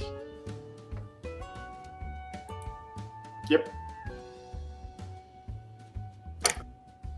I'm gonna get some snowshoes if they have them. Yeah, there's plenty of snowshoes. They basically have anything you need for snow. Okay, well, I'm gonna grab some snowshoes, maybe another coat to go over my sweater.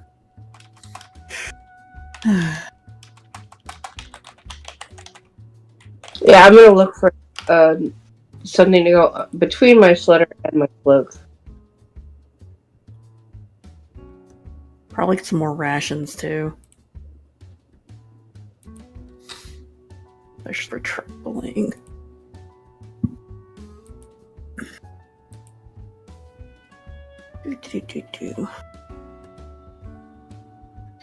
Again, will also. Oh, is this for the trip to the airship? Dex getting snowshoes in general, because she might actually be able to walk on the snow of the Lalafell. Alright, well. Ralphion's accompanying her.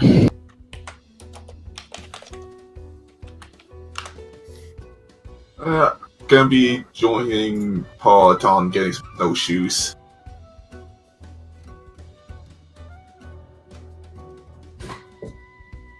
Alright. You guys walk over to a nearby stable, an equipment manager, and he's like, I can sell you the snowshoes and anything else you might need. Rations, you said? Yes. Anything else aside from the snowshoes and the like? She poofs down to Lalafell. First, I need them in this size. And do you happen to have a coat? It's just like, that's Okay, that's a trick. Oh, sorry. I don't see much magic around these parts, so Yes, that would pose a problem. Pardon then. right. Well, yeah, for your size, that can be easily done. We have a few Lala snowshoes around. Rare as they are, but we have them. Oh, that's wonderful. He just kind of like pulls a few down. We get a few visitors here and now. So, how many pairs do you need, and anything larger than you? Oh, everyone's larger than I am. He just kind of like lids his eyes. Okay. How many pairs do you need? Looks over at Yedrin. Should I even get them for, like, Rowan or Kato? Just in case, maybe. They might be rather statistical, but if it ends up getting too much, then She basically puts in an order for, like, everyone in the party to get some snowshoes. He takes it. He double charges you for Kato. Yeah, that's understandable. So, yeah, he charges you for essentially 9 pairs of snowshoes because you got Date with you. Mm-hmm. So he hands you that bill. Was there anything else you wanted? Aside from rations? Another setter. Yeah, it's another set of rations. That'll put it up to like 2 weeks, I think, worth of rations I've got. You just think writing down. He goes, okay, that'll be about 60 gil. All right. He passes everything over to you. Alrighty. Thank you very much. That should be it. I was thinking of getting a coat, but I should be fine. This is the spine. He looks down. He like nods at your ring and goes, so long as you got that, the spine won't be too bad. It's when you start getting further north. Yes, thank you. And just kind of twists the ring on her finger. I would mind buying some fours just as extra protection. So you just want cold weather gear? Actually, as fours, I would got cold weather gear. Fours can stack with cold weather gear. 1 second.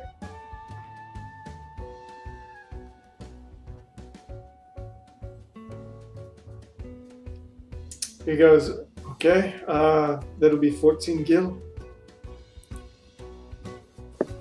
Very well. Hands over money. He takes it and he says, thank you for the patronage. At that point, he just whoosh, and basically throws like a triple quilted bear skin at you.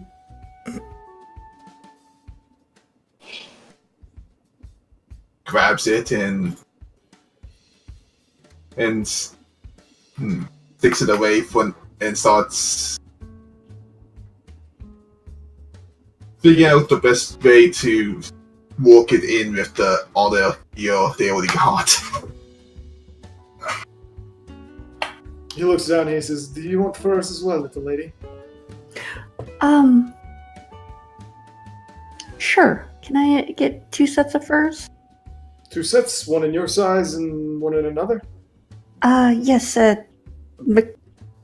puts her hand up as if she was trying to measure from her Makote height for where Date was.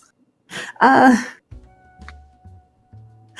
Fionn you're a little offers to. taller than me. Oh, Fionn measures out the height for her. thank you, Fionn. At that point, he hands Dak like this tattered, like not like it's a woven cloak and fur outfit to cover her. Like this gigantic fur coat just made out of rabbit furs. Complete with like a hood that doesn't have the rabbit ears on it, but just like this fluffy rabbit hood. Meanwhile, he like pulls out wolf pelts for Date and hands them over, and he says that'll be 30 together. Alright, here you go. And she passes out more gill. Alright. Anything else anybody needs? Rowan starts walking. Yeah, I'll get some cold weather clothes as well. Okay. Do you want the furs with that as well, sir, or just the cold weather? Can never have too much protection. The furs as well. Alright. Put those together, sir. I need 22 for that. Hands the gill. And he looks at you for a second. And he says, alright. I'm assuming you want to get some for the big guy back there, too? He's on his own. What about the elf over here? Well, at that point, Yes. it works. He pulls out the cold weather clothing and hands it over. He pulls out the furs, and it's basically like another set of it's a couple bear pelts kind of woven to make this gigantic fur coat. And I will give Rowan. Put it on Rowan. She's like, oh, so heavy. I'm wearing animal. Oh. You eat bacon. I don't wear bacon. Oh yeah, I do.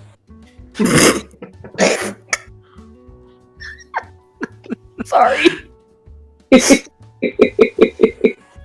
Alright, so how much is gonna run me for 2 sets of all that? 2 sets? Yeah. That will run you 50. Okay. Pay the man, he takes it. He goes, alright. They obviously gave you a set as well. And then he looks at Fionn, and he looks at Cam, and he says, what about you two? Do you need anything? I'm pretty well set, says Cam, and Fionn nods as well. Very well.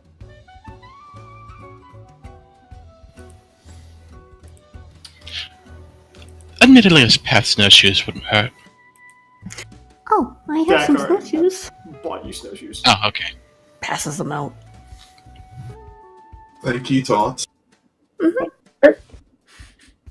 I need some more rations though. My fresh food and He goes, alright, what sort of rations would you like? It's about 2 weeks of just normal rations for now. 5 gil. I hand over the gill. He says, I do have something special if you all would be interested. It's probably the priciest thing I have, but from what I understand, they're heading to Voril and up the spine. At this point, you all can see now it's a youngish Ellison. Black hair tied in a ponytail, bright-eyed, the pointy ears, everything. He like pulls out a little flask and sets it down.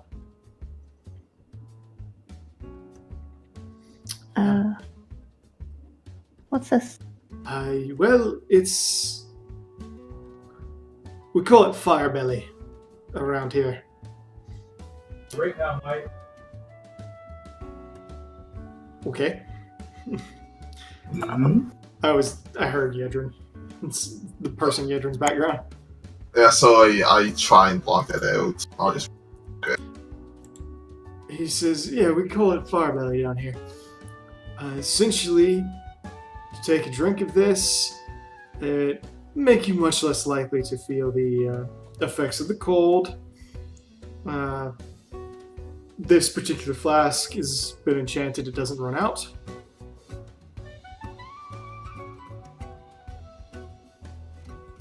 Those are always great. And how much? Well, I would be asking about, for the particular nature of this, what it does, and the fact that it doesn't run out. 1,000 gil. Rowan, 1,000 gil. He's like, alright, passes it over to you. Yes, we need more people with flasks that never empty. Would you like to take a drink of it, Rowan, or check it?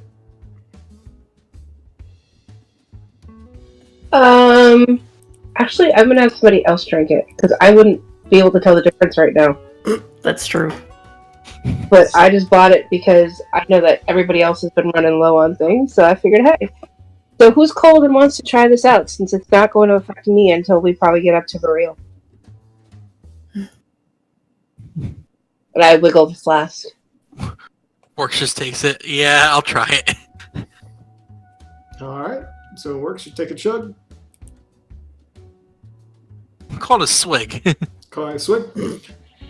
You go to drink, and as you pour out, everyone watches as the rim of the glass, or rather the flask, like, turns orange.